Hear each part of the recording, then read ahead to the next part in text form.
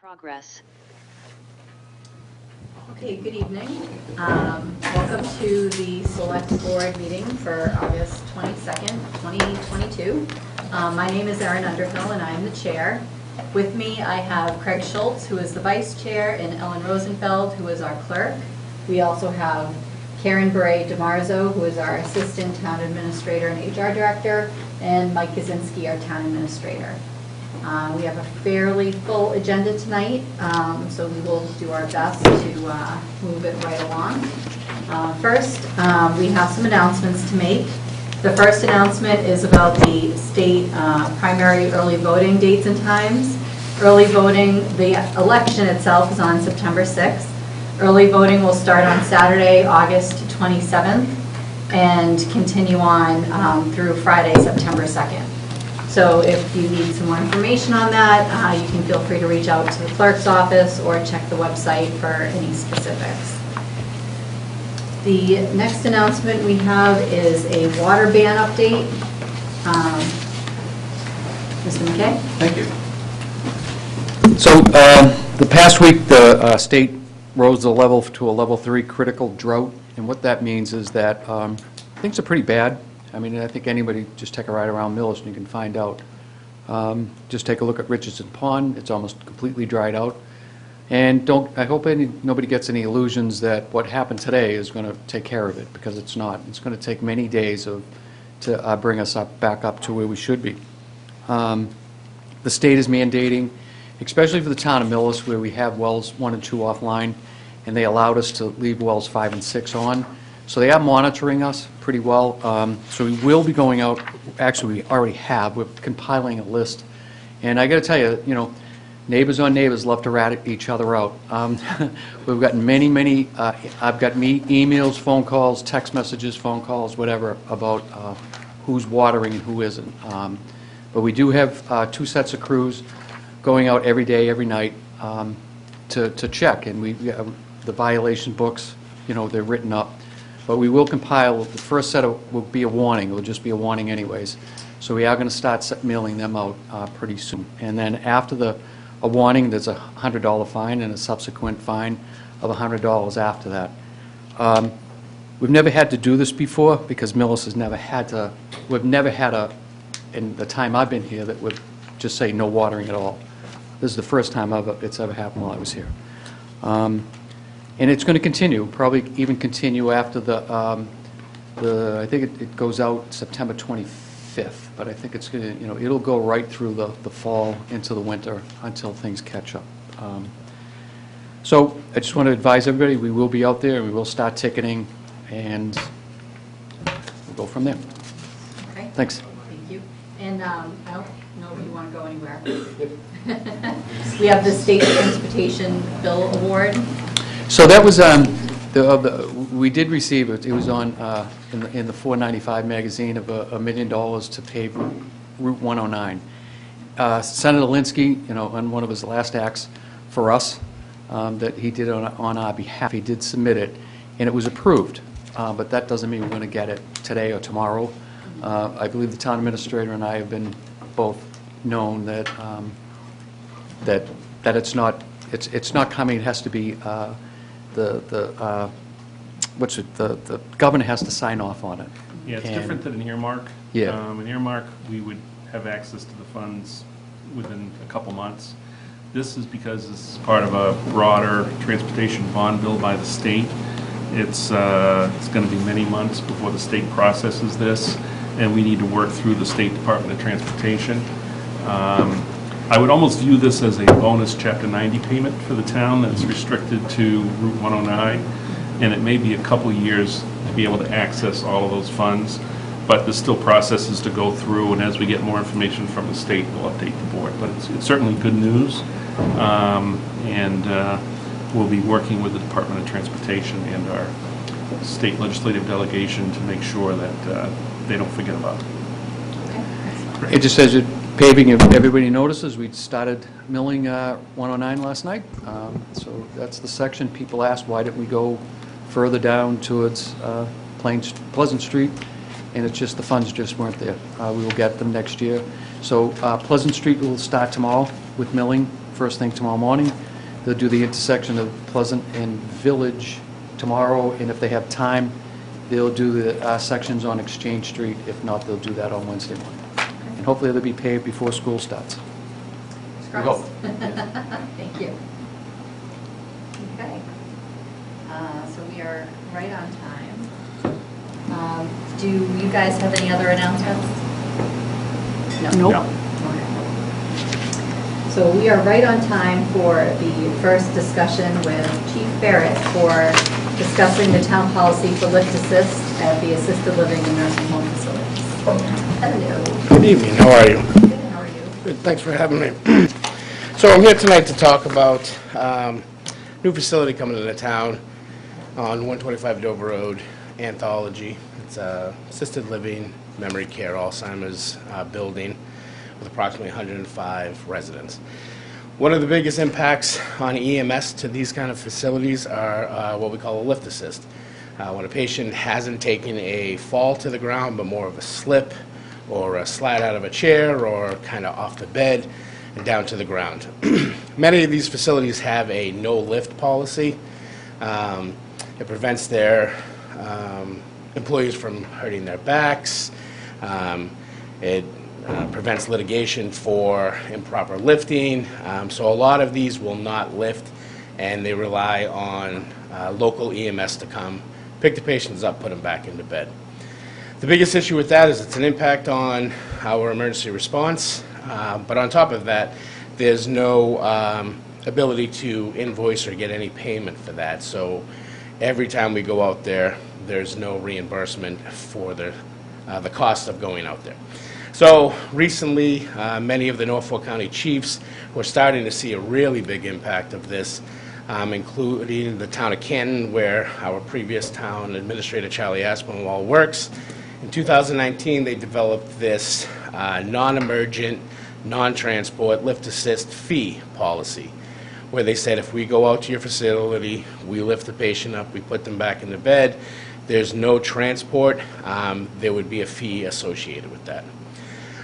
So going through it and talking with all the chiefs, many towns have started to institute these, and recently, speaking with members of the board and the town administrator, I've reached out to Anthology to try to get their policies and procedures before this facility opens so that we're kind of ahead of it and prepared for it. They've recently responded and they'd like to meet with us so we can kind of go through this. So we thought this was a great time to bring up this policy, that if we make it a policy here in town that affects facilities and not residential, the residents, just facilities, and we come up with a fee, at least we would get some sort of payment when we send our staff out there to do it. We've been saying for years the impact that's about to come from it. When they did an independent study, I think it was probably about 2018, 2019, they said we would see 5 to 8 calls a week. When we pressured them and we did some studies of our own with local communities, we're looking at more of 10 or 15 to 20 calls a week just up there. That's an addition of 300-400 calls a year to our department. If a lot of those are going without any payment back to us, it's costing us quite a bit to go out there. So we've come up with a fee that we think is fair. Unfortunately, we can't just arbitrarily charge a fee that we think they'll not want to pay. We have to have something to back it up, just like we figure out any fee associated with our department. So I have the breakdown. I think you have it in front of you. It would be for the 4 members on duty. We use the top step lieutenant pay, top step paramedic pay, and top step firefighter pay. We take those numbers, included with the FEMA rates for the ambulance and the truck, including fuel and maintenance, and it comes right around to that $500 per lift every time we go to their facility. Again, many of you saw the email from the Canton Fire Chief, Chief Duty, who said they were hoping that $500 would deter them from calling, and it has not. They would rather pay the fee and not have the policy that their staff would lift. So tonight I'm here to recommend and request that we consider a lifting assist policy to facilities in the town of Millis, non-residential, for a $500 fee. Okay. I have some questions to start off with. Questions and statements, I suppose. When you say we can't impose an arbitrary fee, what does can't mean exactly? So it would open a door for somebody to argue what that cost is. When we set ambulance rates, or we set any fee associated with the fire department, permit fees, all of those fees, we have to have a reason why we're charging that. Our permit fees, we follow a state fee structure. Our ambulance billing rates, we follow the same thing. We use FEMA numbers, national numbers, and our billing agency comes up with a number that they can defend and say this is what it costs for a ALS call, a BLS call, so there. So I have a huge problem with this. Yep. Like enormous. First of all, if I would be thinking twice if one of my family members was going to lie there waiting for somebody to come from elsewhere to assist and pick them up. Yep. First. Second, I think it's a huge problem that it would delay, it could potentially delay a response to other residents in town because we're picking somebody up off the floor. The facility should be responsible for this. Right. So if you can't really charge a fee over the $500, can we charge another fee? Can the board decide that we're going to put in another $500 to $1,000 over that $500 if we have to go there with? We can take a look at that. Certainly, as the chief mentioned, the facility will not go live before October. So we can certainly take a look and check with council and see if there are any other fees that we could add for anything else related to the town. I do agree with the chief that you do have to have it connect back to something, otherwise it'd be considered illegal tax. So you do have to have some connection to the service being provided. Yep.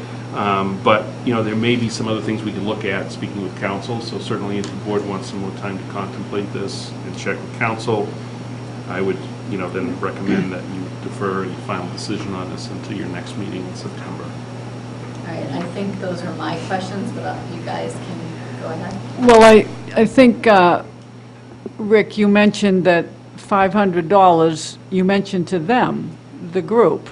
Not yet. Oh. Yep. Because we want to find the number where the group will say, no, we'll do it ourselves. That's what we're looking for, right? Well, I don't know if we can. I don't think you can. Yeah, I don't either. I've got relatives that are assisted living and disabled adults in my family, and in Missouri even, they call the fire department. Yeah. I mean, and where labor's cheap, they Yep. call the fire department years ago even. Yep. I think the best you can do is put a fee in that at least makes us whole, which is the chief's fee. Right. And I think that we need to absolutely establish that as quickly as possible. Now, Right. September and tonight doesn't make a big difference, it's almost September. But I don't think we're going to be able to charge a fee that makes them decide to hire staff, I don't either. because I don't think it's legal for us to do beyond what we can justify, and secondly, I don't think there is such a number. I think that the liability involved with staff lifting, my biggest workers' comp claim is staff picking up children in Yep. preschool and Back childcare. injuries. Back injuries. Yep. Can't imagine an adult. Right. But I think there'll never be a number that dissuades them from calling the fire department. I think it has to be a number we can justify, and if 500 or 600 a call, looking at the sheet, is the number. I think we set that well before they open, so it's not a surprise to them, and that's what happens. And as I stated in the letter, they've agreed to meet with us so we can kind of go over policies. Yeah. If we're lucky, their policy includes lifting. We just don't know that. We haven't found a facility that's come online within the last 5 years that has a lifting policy. They just don't hire the staff, Right. and they don't want the injuries or the litigation for an injury caused to the patient. Right. It's both sides of it. Yep. Staff injuries and then the Exactly, patient injuries. So, I mean, I think that it would be important if they don't have a lifting policy in their stuff to let them know we're considering imposing a fee, and then we'll we'll determine the final What it fee is. by September. Okay. I mean, I just don't see any way around, if they don't have a policy, I don't think there's anything we can do but charge a fair fee. Right. Are you guys okay with deferring to September? Yeah, I don't think that puts Yes. an undue burden on it. When are they opening? They're hoping October. We were Oh, up there wow. for an inspection recently. They're pretty close. They're sheet rocked and finished, probably 3/4 of the building. Okay. So they're, again, they said they would like to meet 60 to 75 days out from opening, and that's why they'd like to put something together for the next couple of weeks. Great. So as a board, if you could consider the email that I sent you, if you want to come up with a date that we all could meet. I think they want to do it by Zoom or conference call, but at least if we could all be in the room together, we could have a good discussion. I have with them. one more question. And this only covers the instance where you go in and lift them off the floor and put them back. No other assistance, because that would be Then a there'd be an real ambulance call. running. Yep, Yeah. yep. And the big thing, as I stated in my letter, the concern we have, me is trying to plan the best way to have a response to it. All right, let's just send this piece, let's send that piece. Many of the You don't chiefs know. warned me, you get a call for a lift assist, and then you show up and it's a cardiac arrest or a syncopal episode or a diabetic, and now you're stuck. Yeah. And then also, you could get there with a very large patient, and now you're waiting for more people to come. And so again, our response would have to be, as a medical, because we don't know until we get there to confirm it's simply a Well, lift. then, in that case, can the fee be a range? To say, Chairman Underhill, I was going to say, I just pulled up a form here from the DLS, the Division of Local Services, and it says, "A fee must be collected not to raise revenues per se, but to compensate the governmental entity for its expenses in providing the service. This has been interpreted to mean that a fee cannot exceed the cost to provide the service." Yep. So it has to be related to Right. exactly what you're doing. Yeah, and I think the Sorry. graduated fee idea, while, I'm just making sure my phone's not going to start ringing. Because it could be that time of night. I think that a graduated fee might be difficult because, like the chief said, if you just roll two guys in a, whatever your smallest vehicle is, Yep. and they get there and it's somebody who's large, or if it's a cardiac arrest, if it's been misdiagnosed, you want to have Yeah. the right crew there. So you're going to roll a As a large enough normal. crew to, Yep. as a normal medical, so Yep. that's what the Right. cost would be. Yeah, and, we're taking some of these precautions to prepare for some of these things. The new engine that we've ordered, we're gonna get it licensed as an ALS ambulance, so it'll have everything on there that they can provide medication, all that, until we could get another ambulance for another community. That's our biggest concern, is that our call volume has come to the point where we will be bringing mutual aid to go to these calls, along with, our callback members, so we wanna prepare for all of that as well. And this is one of those situations where if this is generating 10 to 20 calls per week at $500 a call, and they're eating into our services, that's a justification for hiring more staff. And not just a justification, but there's a revenue base to hire more staff, For us, for us to hire more staff. well, we can hire Yeah. more staff, but we can't fit another ambulance. Well, like we said, Yeah. we never want to run more than 2 ambulances. 3 ambulances is just, you're taking all of your staff that you have and they're out of town, Yeah, so. I'm just thinking that, at $500 a call. We'd see what it was, yeah. It can justify upgrading or upstaffing if you needed to. Our biggest thing is just making sure we're ahead of this Right. curve. I want to make sure before they open, we really know what we're looking at. So my last question, I guess, on this is there any benefit, do we think, to not waiting to approve this, so that when the meeting happens with them, this is already in place? Or do we think that doesn't matter? We don't have an exact date scheduled with them. No, is that like I correct? said, if So we could should have scheduled that after September September. 12th. Okay, all right. And have that this in way, place. you would be able to have Okay. a further discussion and make a decision prior to that first meeting with them. Okay. It sounds like the decision's pretty much there, but I think we might as well wait for a little bit on it, yeah. All right.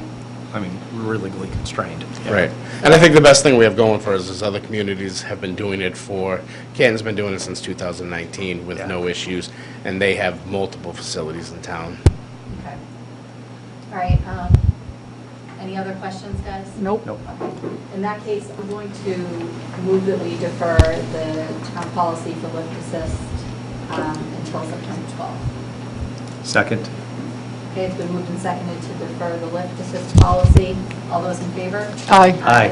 Motion passes unanimously. All right. Thank you. Thank you so much. Have a good night. Okay, so now we have the review and approval of the Safe Coalition flag display request. Hi, everybody. Again, hasn't been too long. So thank you for having me.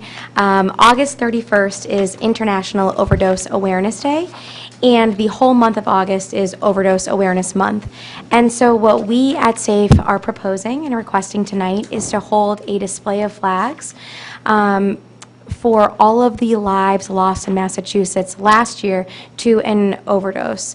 The total number is 2,290, and the hope would be to place 2,290 purple small flags, 4 by 6 inches, right outside here, right along the street in the grass, just to really kind of create a conversation with community members. And we'll probably have a larger sign that says kind of what this is and what the flags represent. Anyone have any questions? Nope. I'll make a motion to allow 2,290, and I will count, purple flags to be displayed on the yard of the green in front of Town Hall on August 31st for Overdose Awareness Day. Second? Okay, it's been moved and seconded, but prior to taking a vote, when did you want this? Just on the 31st? So it would be great if we could have it the 30th, like the day before and the day after. So we'll place them the morning of the 30th and then pick them up the afternoon of the 1st, if that works for you, and like Yeah. lawn mowing I'll and. amend it to the honor about the 30th, before 29th to the 2nd. There you Okay. go. Oh, Give you a even better. couple of weather Thank you. days. As you're picking them all up, you can count I them. can count them Yes, as I'm picking them up, yes. That'll be the See, way we teamwork. bring them back in. Yes, Yeah. And you still second? I do. still second. Okay.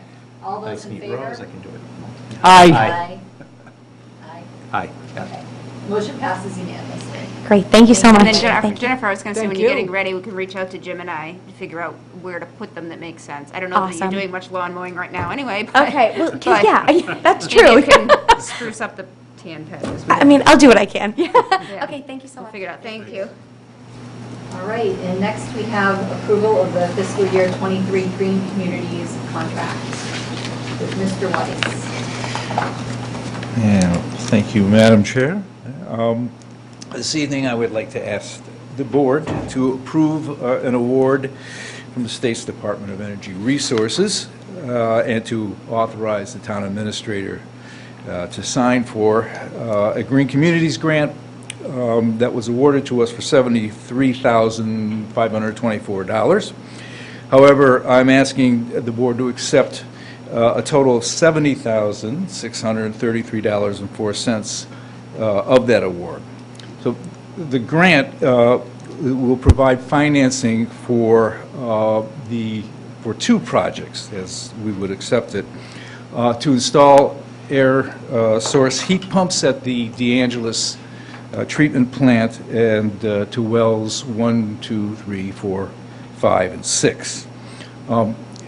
The grant, as we were awarded, as I said, was for 3 projects. However, one of those projects is to install interior storm windows, interior insulating windows at the Niagara facility, Niagara Hall.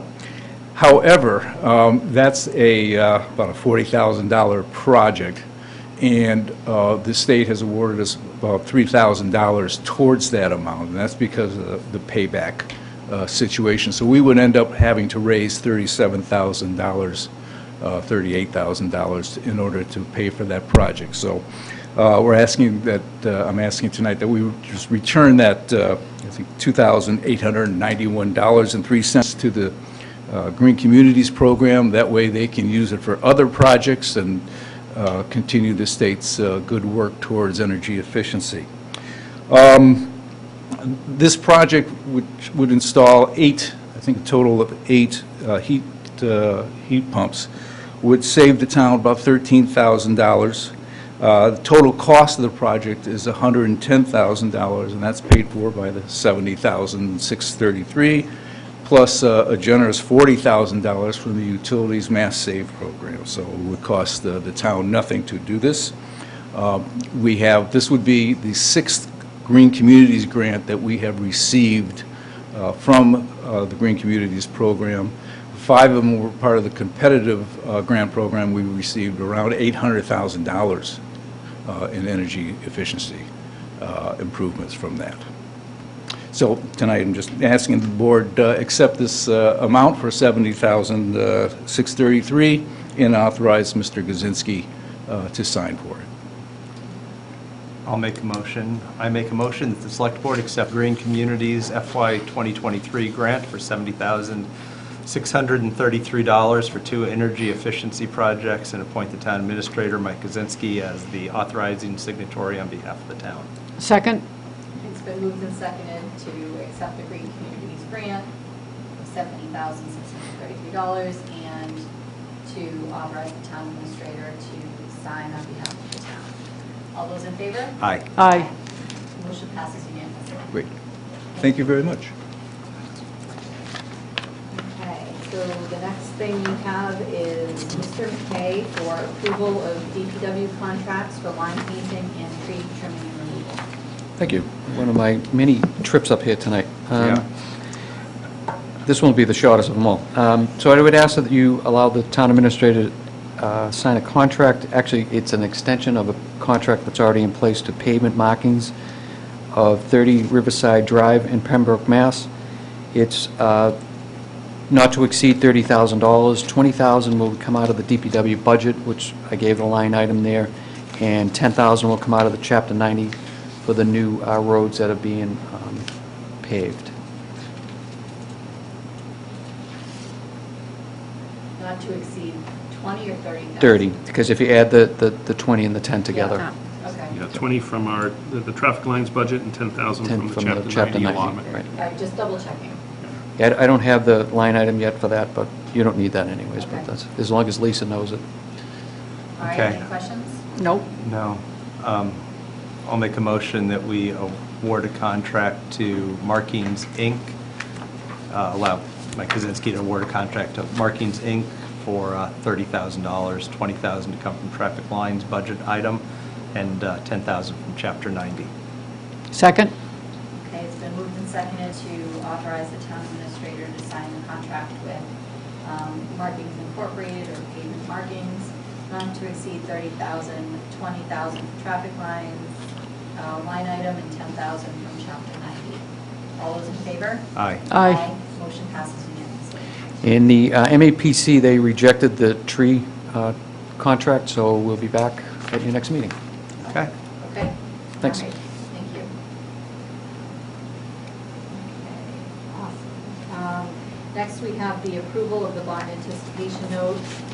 Scannell. Good evening. Jennifer Scannell, Treasurer Collector. Today, I am here for the bond anticipation note, otherwise known as a ban, for $117,000. This is a renewal note. It was for what they call capital items, which was authorized at the May 14th, 2018 meeting. It is to be paid off in 5 years. This is the 4th year of the 5th year.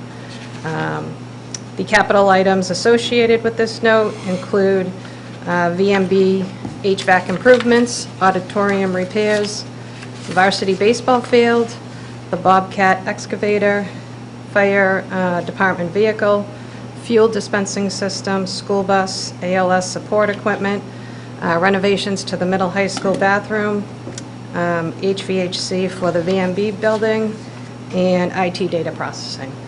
So this is just a standard one-year maturity, matures September 8th, 2023.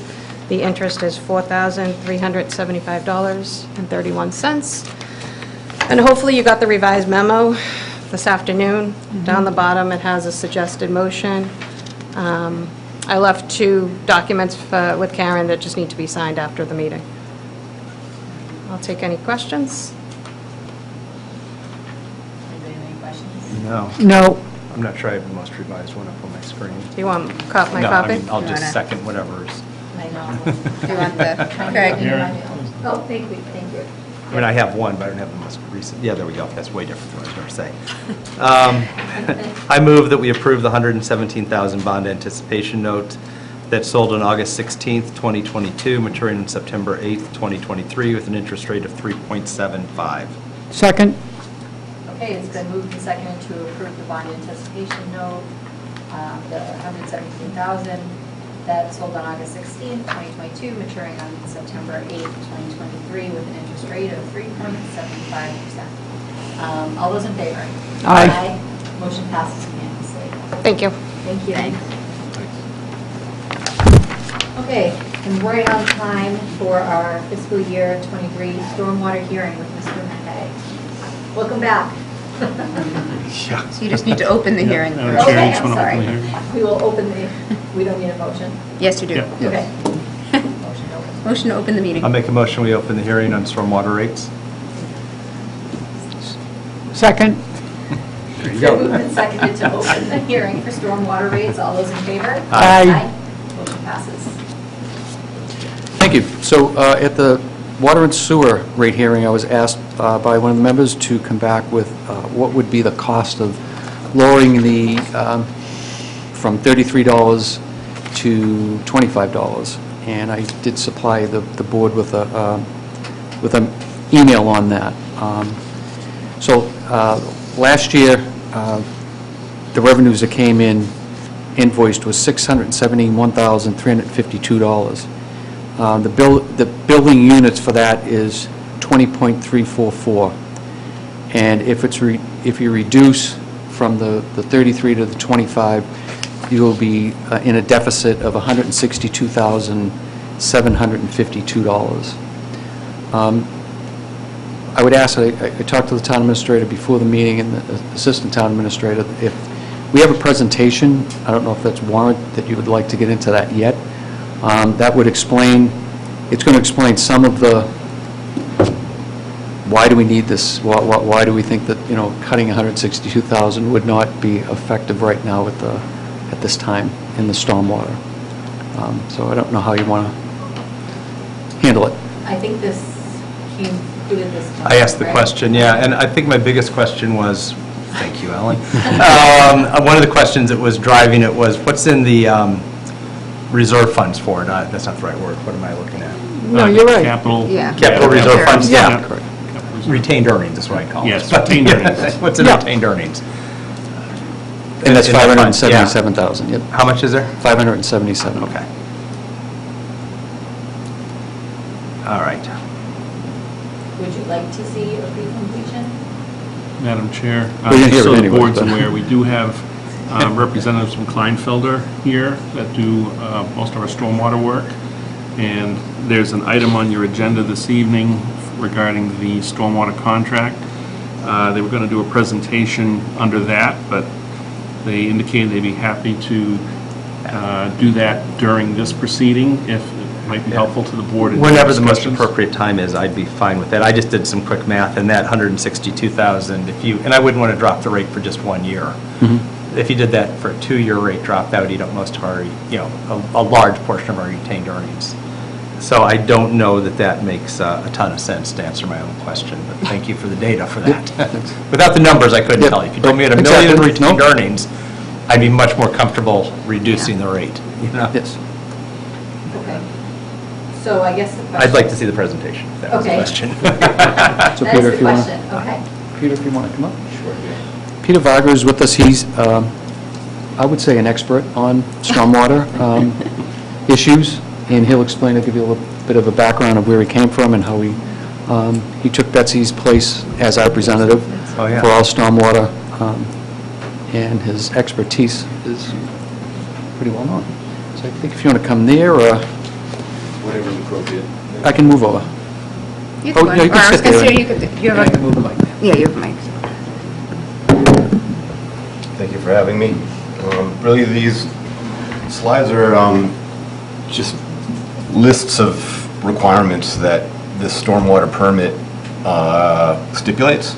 So I'm just going to go through, and really they're designed to kind of show a progression, the level of effort that the permit requires for compliance. And in 2018, a lot of acronyms on the, excuse me, Thank you, Scott. there are a lot of acronyms on the screen, so I can help to sort of explain some of those. But really, if you look at can you see my slides, actually? No. If you sit over on the other side, you can do this. Yeah, we have to get the slides Oh, up you on just the have to screen. share, well, yeah. Yeah. Okay, I thought I was sharing, so excuse me. That's more promising. And you can see it here. All right, we're better? Yes. Does that help? Okay. Sorry about that. I just have to get this, can't seem to. Oh, yeah, I think you can minimize it. Do I have to minimize it? Maybe I do. Nope. I think if you click in the upper, left-hand corner of the black Of the bar. pictures, you can close. The problem is that minimize my it? cursor disappears as soon as I, Oh, Yeah, I okay. think that's controlled by No, because I minimized it here and it won't. I don't know. yeah, I can't seem to access that. All right. Anyway, Oh, we're still experiencing wonders of Zoom. right. Okay, well, at least the slide is visible. Let's see, Yeah. slide, maximize, what that will look like. Okay. Well, apologies for the technical issues. So really, the permit that we are currently implementing is a multi-year effort, and it began in 2018.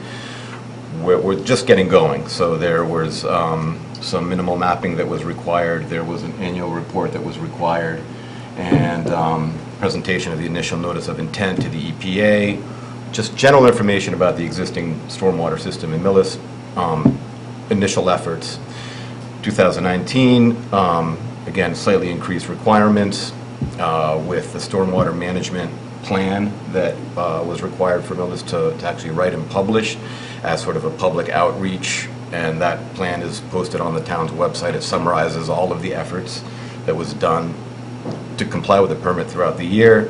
Annual report, this IDDE, which is really a thorough inspection of the piping system to get an idea of what shape it's in and where you're getting illicit discharges into the system. So getting a lot of these programs going in 2019, including the Stormwater Utility Credit Manual, beginning of the planning for that, and some training to get the staff up to speed with the outfall inspections and inspecting the drainage system.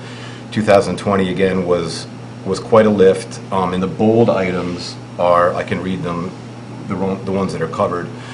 The stormwater pollution prevention plans were required for major facilities in the municipality, in the town. So, you know, the DPW yard, for example, where best management practices had to be implemented, the EPA requested annual reports and getting the stormwater utility going. 2021 is very much a continuation and a building on these efforts. So actually, it was the year where towns that were in the Charles River watershed were required to start thinking about phosphorus pollution to the Charles River, because the Charles is designated as impaired for phosphorus contamination. And that's all of the entirety of the Charles River watershed is going to be the heaviest lift for the communities that are along that river to comply with this permit as, you know, the years progress. And so, you know, really, the slides are designed just to show longer and longer lists of items that are required by the EPA to be implemented for compliance. And, you know, FY22, we really began to understand what the phosphorus control plan requirements are for Millis. This is the first year, 2022, that towns are required to actually produce some numbers to benchmark some of the performance for their implementation for the MS4. MS4, I'm sorry, is another acronym that the EPA and engineers love to use. It's the Massachusetts Separate Storm Sewer System. And that's really an effort for EPA to separate the conveyance systems for wastewater and stormwater and keep them separated. They're combined historically in a lot of other towns, and that causes lots of problems. So in implementing the phosphorus control, really in the coming year, it will be the first year where we start planning actual construction of best management practices, controls that are designed to detain, hold back, and improve the quality of stormwater that are entering the waterways around Millis. So this will be the precursor year to actually hard hats and boots and shovels, which will come in the subsequent years. And, you know, that's what this slide is designed to illustrate, that, you know, you have all of the repeated major tasks of the previous years that you have to keep going as a programmatic effort, but we're going to be helping the town plan sort of the requirements around the phosphorus control, pollution control plan, and that will involve actually, planning physical infrastructure in the future. And so, that this phosphorus control plan is something that a lot of towns are starting to really think about. And there towns that don't have a stormwater utility are beginning to think about actually implementing one in order to be able to fund some of this work as it comes in the future. So phase one of this plan is ending this fiscal year. Actually, I'm sorry, the next fiscal year. And you can see that there's a progressive requirement to deal with phosphorus as it enters the waterway. And here's just a quick idea of the schedule. There's a 20-year horizon on this, but there's quite a bit that is expected at the end of that horizon in terms of dealing with this one contaminant. So in terms of costs, I mean, historically, this is what the town has spent. And again, 2020 was an effort to get going a bunch of programs that were required. And since then, it has been sort of a progressive lift. And 2024 and beyond, this bar is designed to be a little bit alarming because there's a lot of, anticipated costs that are going to come into actually implementing some of these best management practices, some of these structural, devices that are designed to improve and hold back stormwater.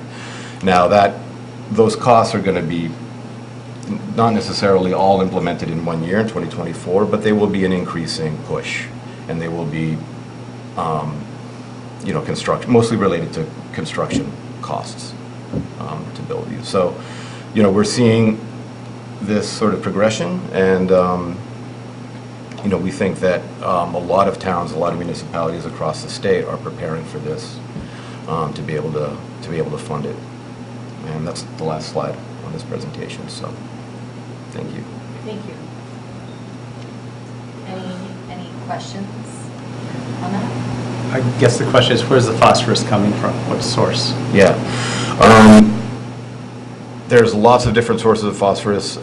There's requirements on, adjusting fertilizers, a lot of natural material that ends up, so there's non-structural things that will be expected as part of this implementation. Next year will be, when I mean by non-structural, street sweeping, for example, is a huge benefit to reducing the phosphorus that ends up in the storm drains, so that there's natural and anthropogenic sources, human sources, pet wastes, all kinds of lawn maintenance products contain phosphorus that have to be controlled. And so there's, in addition to some of the structural things I'm mentioning, there's also the non-structural, and that has to do with, again, with just maintenance, messaging as well, so that there's public awareness around controlling some of those sources.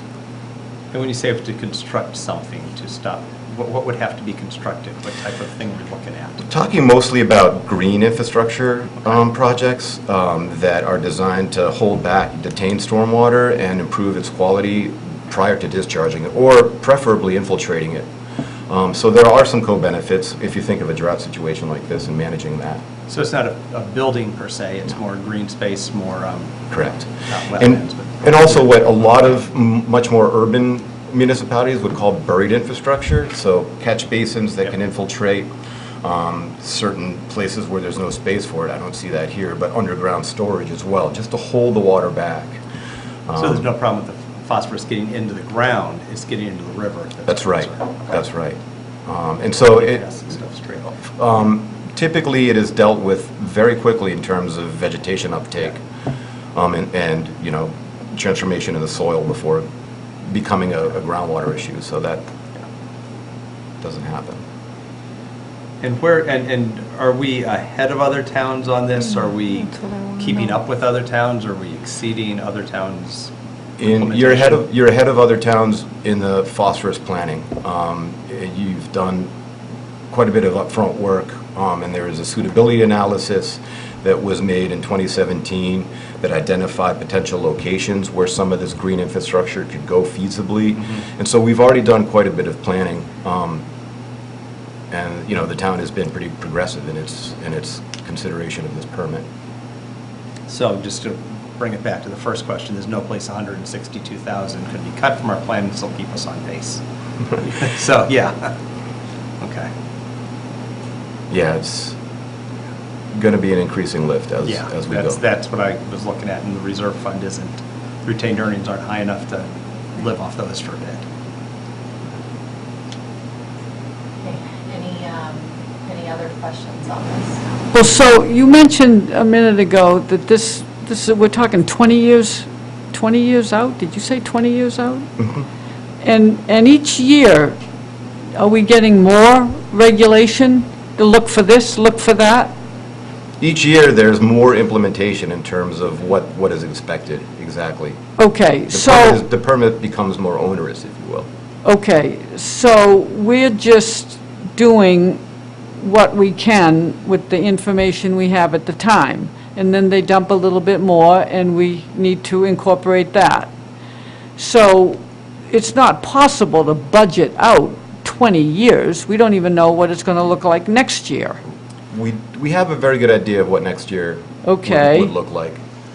But And yeah. so we're just trying to, what, this fund you mentioned, what did you call it? Retained Yeah, that's just to allow us to keep doing what we need to be doing. Correct. Okay.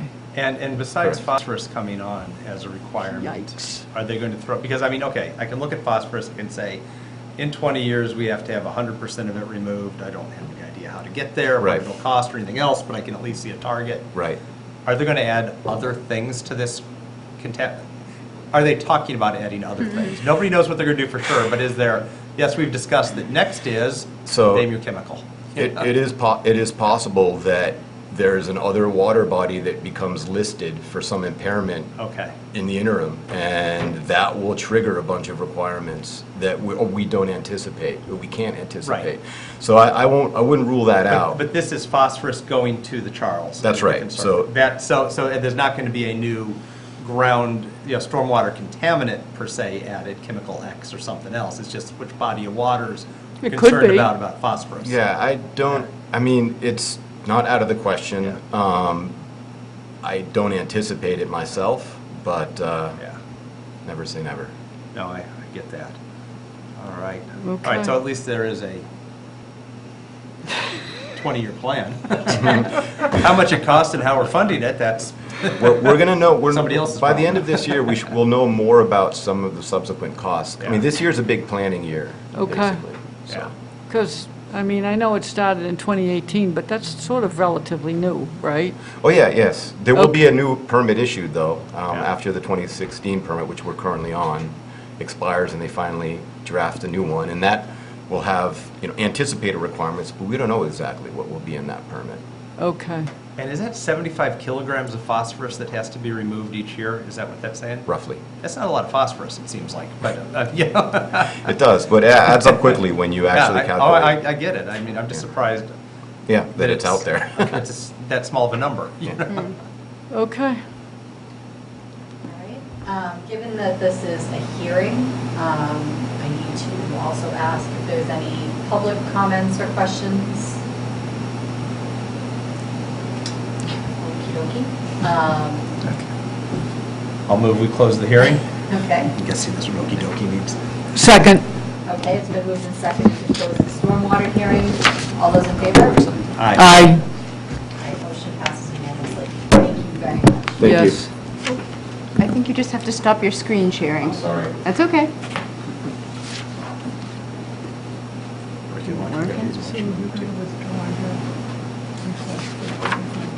Yeah, I think so. I don't see any sense in it. I don't think we have to do anything Okay. actually, right? Yeah, no, I've got the numbers, so. Okay. All right. All right, so we're all set. We've got that. All right.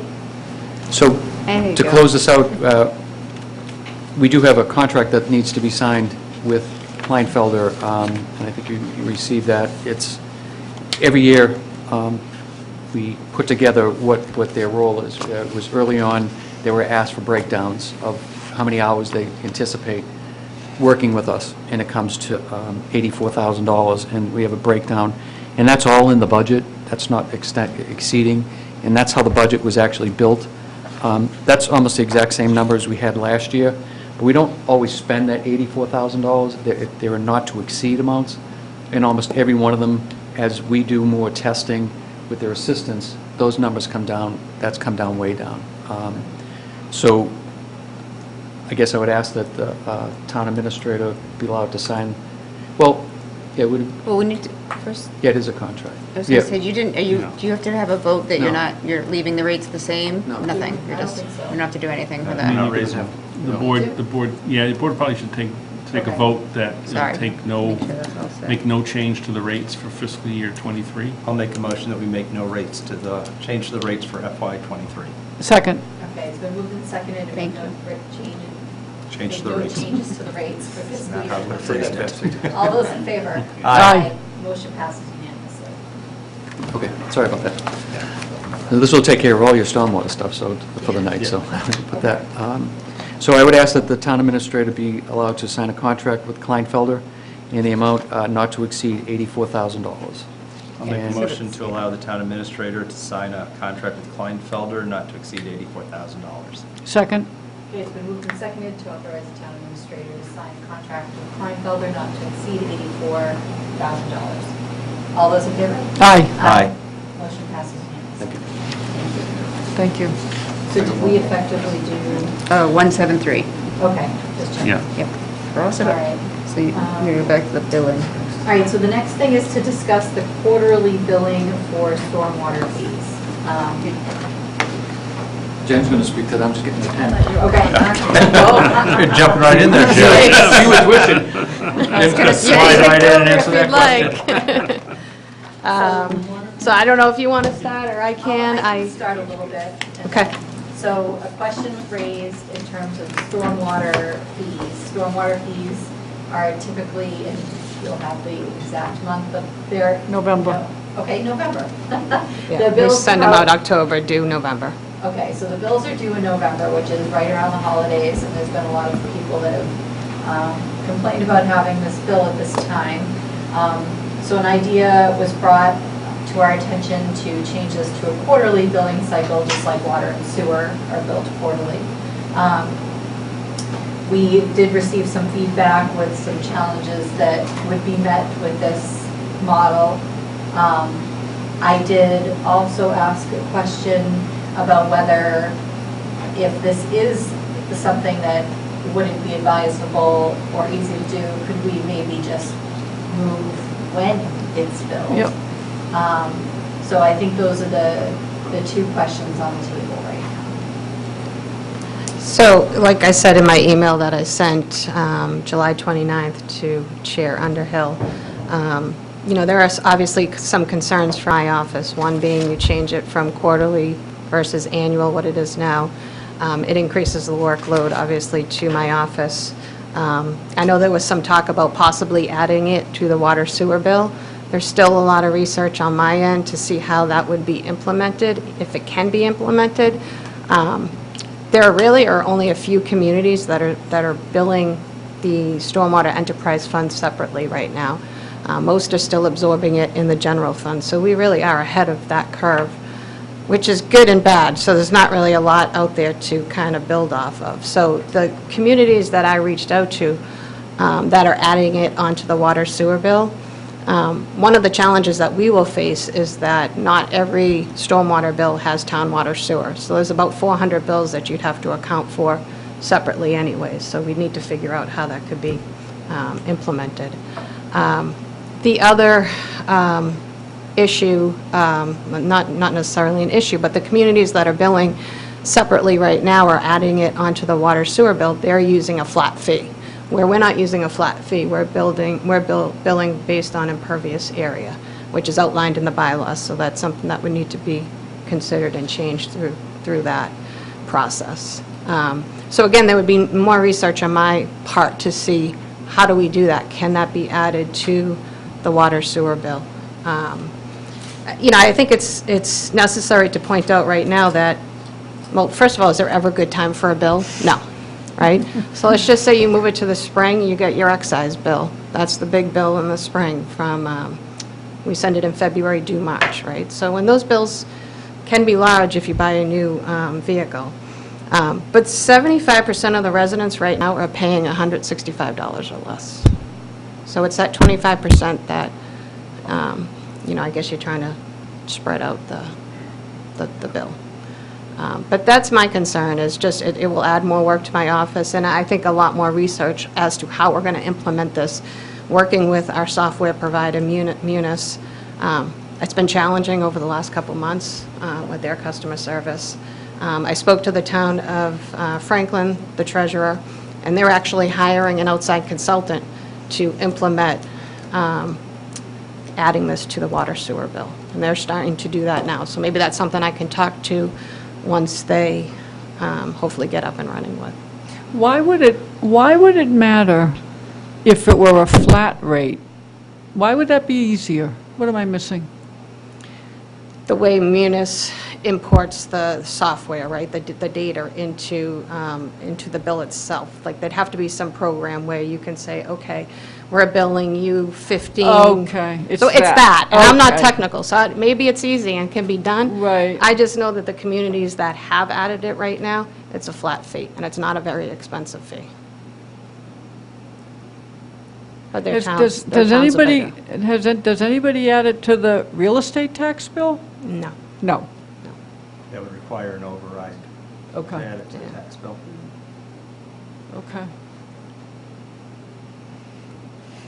So I guess in light of this information, would we want to continue down any of these roads to kind of put more time and research into it to pursue any Well, potential options? Or do we think we're good where we are right now? Or is there, so if you think about, is there any way to like bill for it in like May? Like when's the? I mean, we can switch it. Right now, the bylaw reads it's an annual bill. So we can switch it to whatever month you think's fine, but in May you have real Right. estate. I mean, I see. right. When, or you yeah. have a water bill. I With mean, the so- towns you talk to, the only two ways they do it is one lump sum or water sewer. Did you get a feel for a percent?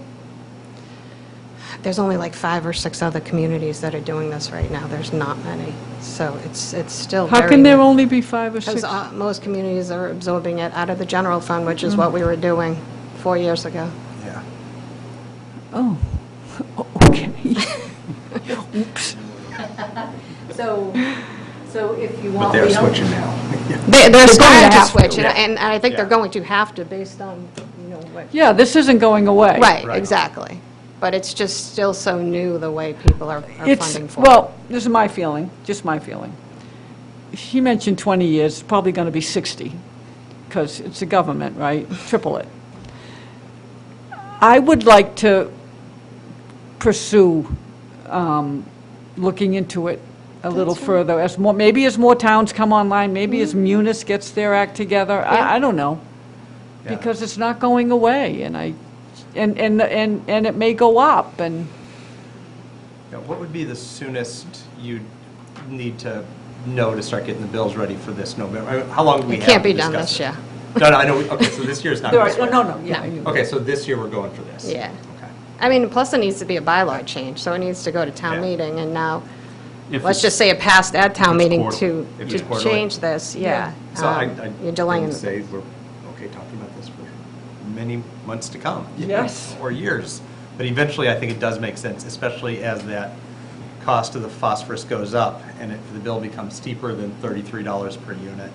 It's going to be a then hard it's bill. going to have to be spread at some point. And my bet would be Munis probably has some way to bring in a variable cost, because water use. Probably does, but the Yeah. module for stormwater is just so new, they're Yeah. building it as we speak. It's So- just I not get there that. yet. So I think by the time our rates get to a point where we really need it, Right. maybe we'll have a module built.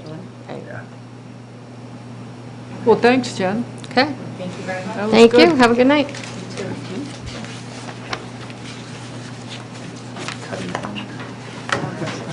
Seriously. So next we have the approval of the change order for the PFAS treatment plant.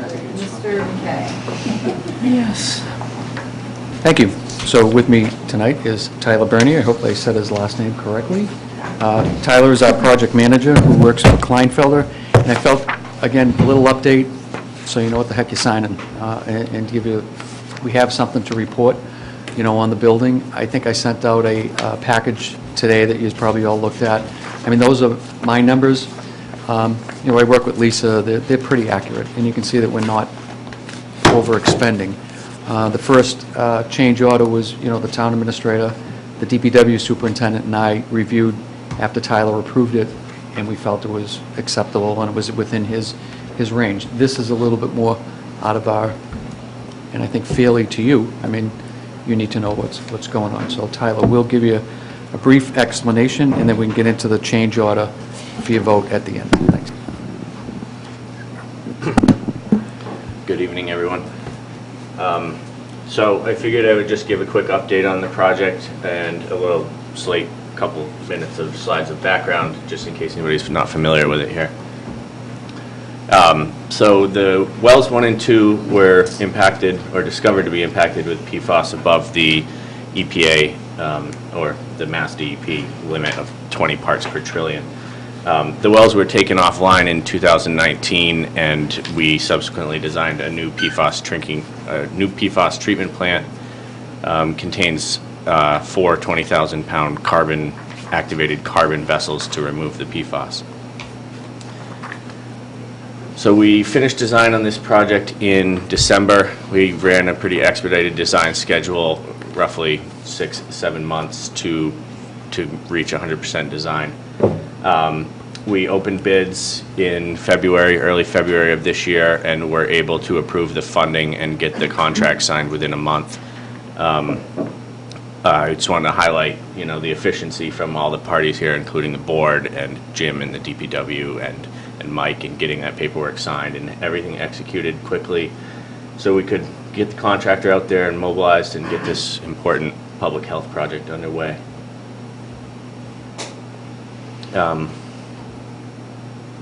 Since then,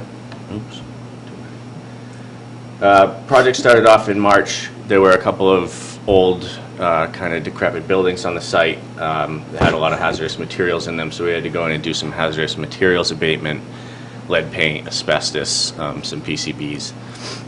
Then they demoed those buildings once all the hazardous materials were gone, removed some existing site features like a retaining wall and some other old pavement and general site features. Did some minimal tree clearing as was approved by the Concom, and we needed to make some piping modifications to the piping that ran through the site so that we could do the geotechnical improvements in the foundation area. Once the site was prepped, the contractor came in with some large ground improvement equipment. You can see here the soils on the site were deemed to be unsuitable for a large structure that has the importance of a water treatment facility. So in order to improve the ground, we had to come in and install what they call rammed aggregate piers at the site. We did have some complications with this work. As Jim said, that's where the first smaller change order came from. There was a lot of debris in the site, old buried foundations, large boulders, old pipes, abandoned pipes that this equipment can't really navigate around. So we did have to go in and do some additional excavation work to get those obstructions out of the way. Once we completed all that ground improvement work, and they've been doing rebar for the last couple of weeks, lots of rebar tying and lots of concrete pours for the foundation of the building. They anticipate this probably take 2.5 months.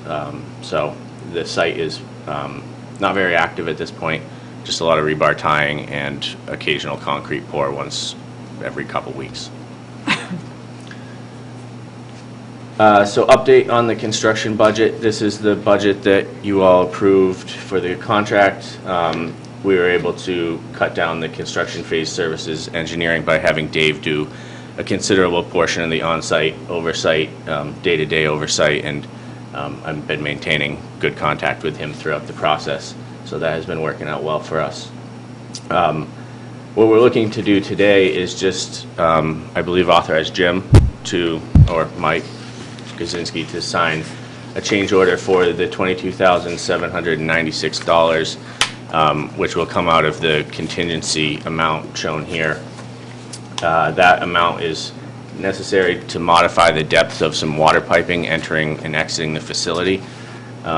It's a number of fittings. It's probably $14,000 or $15,000 in materials, and then it's 2 days of labor for the contractor to have equipment and personnel there to complete the modifications. After we finish the foundation work, the metal building system is slated to be installed in October, and then the filter vessels are currently scheduled for November, but we will see how that holds up. We've been having a lot of delays with equipment like that on other projects, but so far so good. Everything seems to be on track, and we're on schedule to complete spring 2023. So I can answer any questions. Any questions? What was change order number 1, just out of curiosity? Change order number 1 was just for a day of labor for extra excavation work to remove the Okay, just remove the debris. remove the So it wasn't debris very that they pricey weren't and all planning. that, yeah. Yeah, So- and that was below the limit, the $10,000 limit, so Jim signed that. All right. Any other questions? Now, do we have to vote to accept the change order here, or do we have to authorize Mike to accept the change? I believe you can vote to approve the change order and authorize me to sign any documents in relation to that. I'll make a motion to approve the change order of $22,796 and authorize town administrator to sign any documents related to that. Second? Okay, it's been moved and seconded to approve the change order and to authorize the town administrator to sign on town's behalf. All those in favor? Aye. Aye. Motion passes unanimously. Thank you. So just a quick, one more update. Working with Tyler, and every day he communicates with Dave and myself, as always. Dave, again, is, showing phenomenal ability to handle two full-time jobs. The oversight of this and as DPW superintendent. We've worked with the contractor, Winston. They're a good, I believe they're a good contractor. They've allowed us, when we can with our equipment, to go in and save money.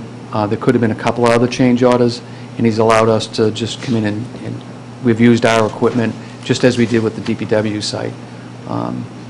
So we're on track, and I will update the board soon. And that what I sent you today, I'll do that more, not every month, but, enough that you can at least see the funding coming through. Thank you, and Good. excellent work. Thank you. Thank you. And Tyler, you have something to actually sign? I do, Jim has. Oh, okay, good.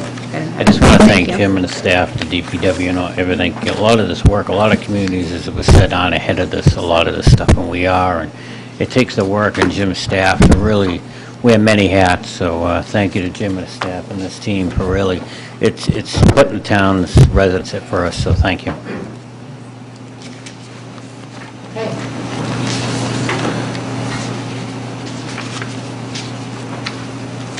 All right, so we are right on time. You keep saying that. Like, what time is it? So we are right on time for some appointments. Jim, I don't know why you sat down. I don't know why So first, we have a heavy equipment operator and laborer with Mr. McKay. Thank you. So attached is a resume for Brian Hart. If you remember, we appointed a candidate about a month and a half ago, and he pulled out. There's a new regulation for DPW heavy equipment operators that's going to, another great thing that the state imposed on people getting their driver's license.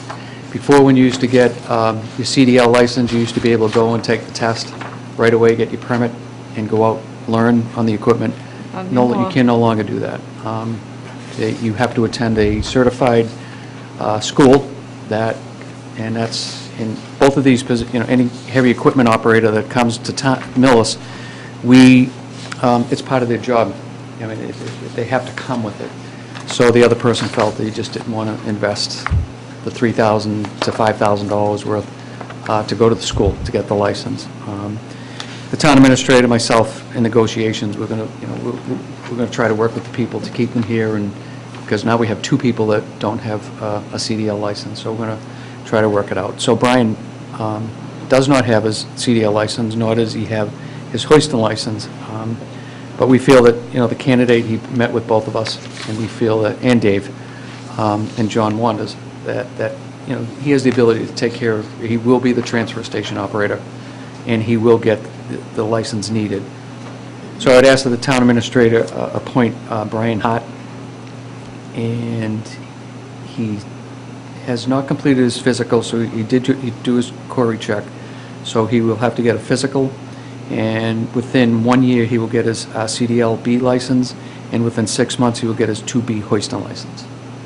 So, Madam Chair, I'm requesting that the board ratify my appointment of Brian Hart to the position of heavy equipment laborer position for the transfer station with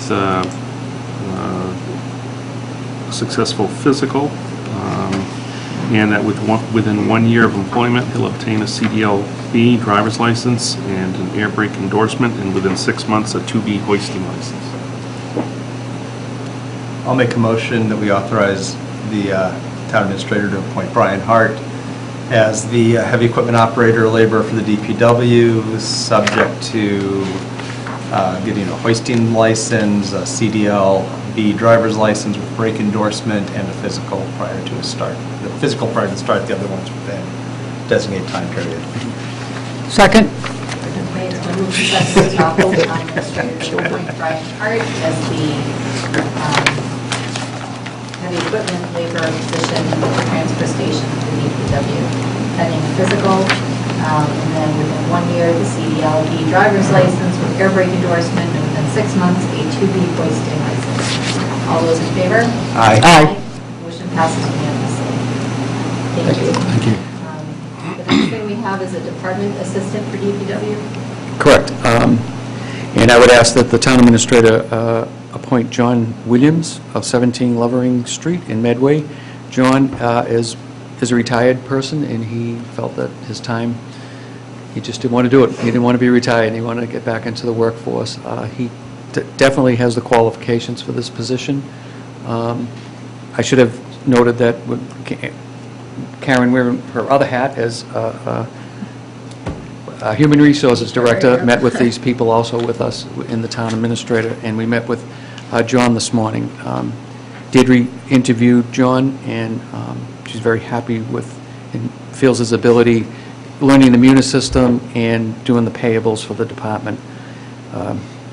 Should be no problem. So we would ask that you appoint John Williams, and he did his query check today, and he just has to do a physical before he can start work. Madam Chair? Yes. I'm requesting that the board ratify my appointment of John Williams to the position of Assistant 1, conditioned upon a successful physical. I'll make a motion that we ratify town administrator's appointment of John Williams as department assistant, the DPW, subject to completing a physical. Second? Okay, it's been moved and seconded to ratify the town administrator's appointment of John Williams pending a physical for the DPW Assistant 1 position. All those in favor? Aye. Aye. Motion passes unanimously. Thank you. Okay, the next one we have is an appointment of school building committee members. I'm doing that. Okay. I was going to say Steve and Denise are here, if you'd I like them do see to them. speak to that at all. As well as Mr. Clark. And Mr. Quacco is here as well. Am I appointing all the people on this table? The board is appointing, yes, Yep. you're appointing the new school building committee, Yep, the which is entire as listed here. I'm happy to answer any questions or Okay. give you an overview if you'd like. Sure, a little overview. Good evening. Denise Gibbons, school committee member, Paddock Lane. I forget where I give my address. So in front of you, you have a request for appointment for members of a school building committee. So as I hope you know so far, that the town of Millis was invited into the Mass School Building Association program for assisted funding for the middle school, high school. So the district submitted a statement of interest, which is the initial form that's required, with an overview of renovation requests and needs at the middle high school. Building systems that are beyond their useful life, space considerations and restrictions, et cetera. So we were fortunate enough in March to be invited into the program. Our first start date was July 1st. So the form that you have in front of you is one of the initial stages, which is the creation of a school building committee. It's a requirement of the Mass School Building Association.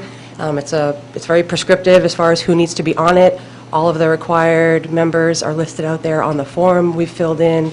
I spoke with Mr. Klocko and members of the district and the school committee to determine who the members would be that would satisfy each of the roles that are in the form.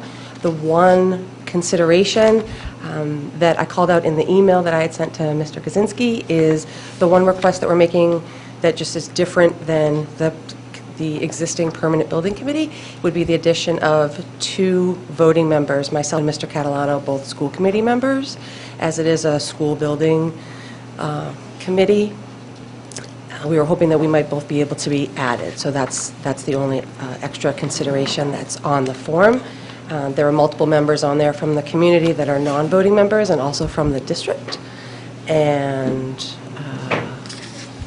I think that's it.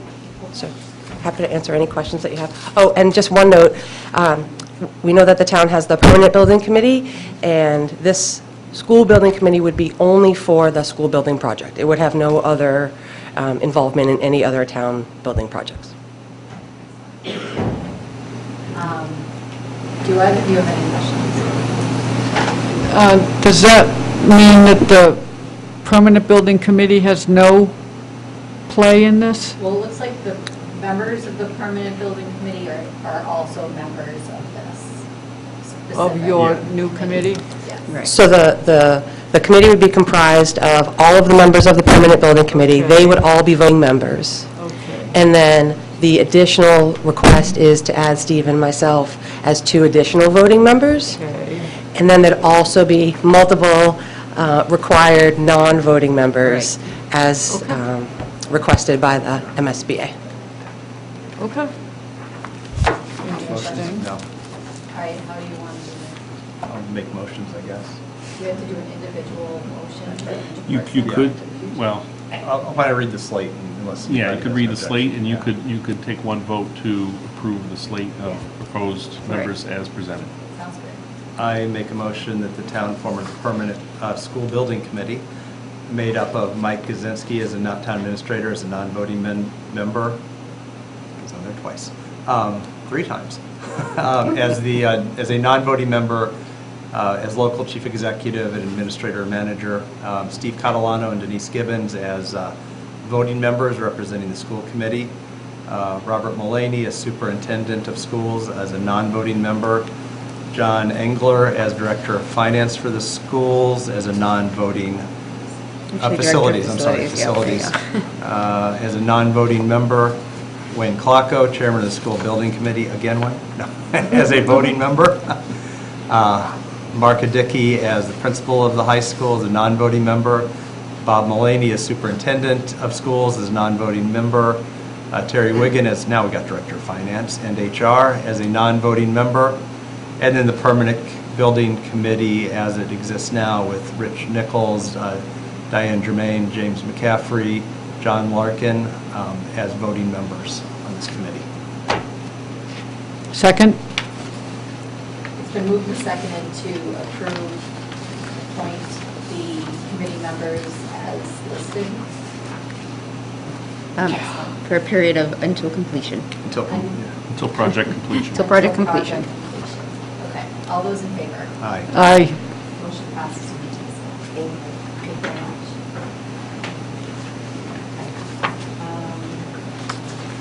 Recreation committee member? That's going to be held on February. We actually have 2 members that we believe we're going to be appointing at the next meeting, so we're holding off. Okay, Yeah. excellent. Okay. All right, Mr. McKay, you're up again. Holy moly. approval of auction of town equipment. Not to say how I'd do it if I was chair, I'd put them all together, so Yeah. I'd stand for an hour, sweating. No sitting down. So what we have in front of us, you have a list of vehicles that the town would like to auction off, and per the regulations, we can do that through the town administrator's approval, but you have to vote them as surplus, because they were, some of them were purchased through town meeting votes, so on, so on. But we did check, and I believe all the funds that are going to be taken, because most of them are old, will all go into the general fund.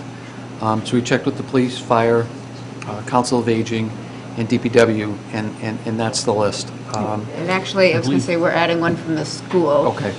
Which would be a school van. We don't have all the details on it, but you can approve it now, and then if it doesn't happen, it doesn't happen, but. I mean, the gentleman that holds the auction, he said, somebody's going to buy it. He says, you put it out there, someone's going to buy it. And Excellent. we think this Right. could So be the a... board declares them surplus? Yep. Right, so under state law, the process is that the select board would need to vote to declare all the items listed as surplus, again, with the addition of the school van, and also authorize that the town dispose of them and approve hiring or approve going through the process of an auction. I don't know. What's the police speed board? So that... The thing that tells you how fast you're going? Yeah, exactly, but it's in a million pieces. I was And we gonna say, how tried much to is that fix going it. for? It's just Because I- not, it's not like the sign board. Would you like that for your It backyard? may not go for a lot. Maybe some college student might want it for their dorm room or something. Yeah. All right. I'll make a motion to declare the following pieces of equipment surplus to allow for auction. Sweeper attachment, mower attachment, flail mower attachment, JD reel mower attachment, Volvo dump truck, cat loader, turbo blower. From the police, police speed board in poor condition. For the fire, an international boom truck and a fire truck water tank. Council on Aging, a wheelchair van, and the school, a sped van. Second. Okay, it's been moved and seconded to declare the stated list surplus and approve it for auction. All those in favor? Aye. Motion passes unanimously. Thank you.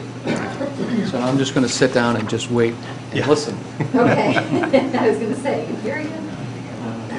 Okay. So the next thing we have, again, is to discuss the sewer recommendations for the policy.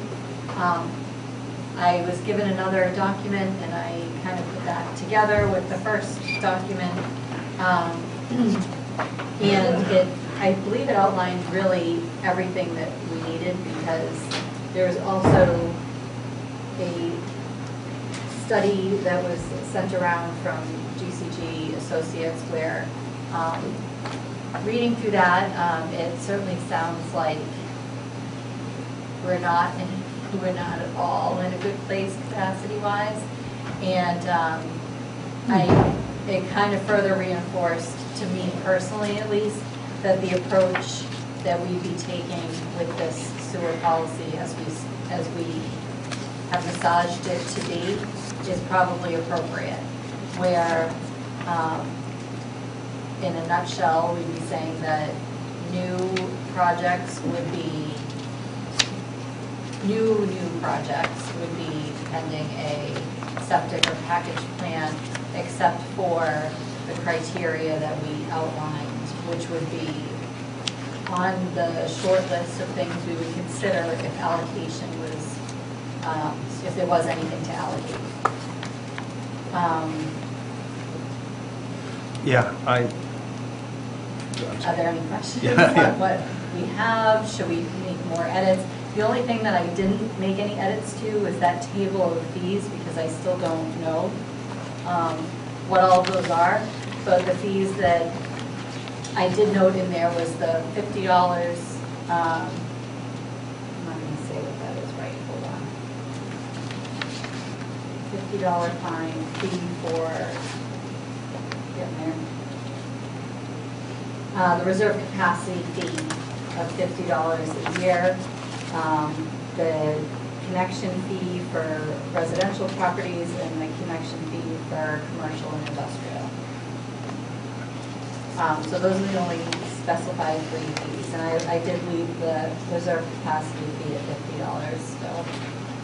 Yeah, I guess my thoughts on it start at the top. I think on page 2, in the, right after allocation policy purpose, Yep. second line says may send up to 100,000 gallons. I believe that's 628,000 gallons based on the GCG number that I saw. So I saw that one there. And then I would recommend just removing that $50 fee entirely, because after Jim sent out that, if you want to come up, Jim, I'll thank you up here, but from, but that GCG report was absolutely perfect. It was like an 8-page word problem in math that I was able to play with, and actually there's only 152 parcels right now with betterments that are in the plan, so 152 parcels, it just doesn't make sense. It seems like it's more of administrative To build. to bill Yeah. than to recoup $600, you know? Yeah. So, or not 600, but $6,000. But anyway, yeah, so but when I was going through it, I was looking at it, and I started backing things out, you know, because of computing capacity. And I looked at that GCG, and I didn't think we were in that bad a shape once we make some changes. Right now, you're right, we're at 108% of our capacity right now, which is a problem. But, I mean, if we immediately remove parcels without betterments, because we're not required to reserve space for them, that knocks 81,000 gallons right off the, per day, right off the top.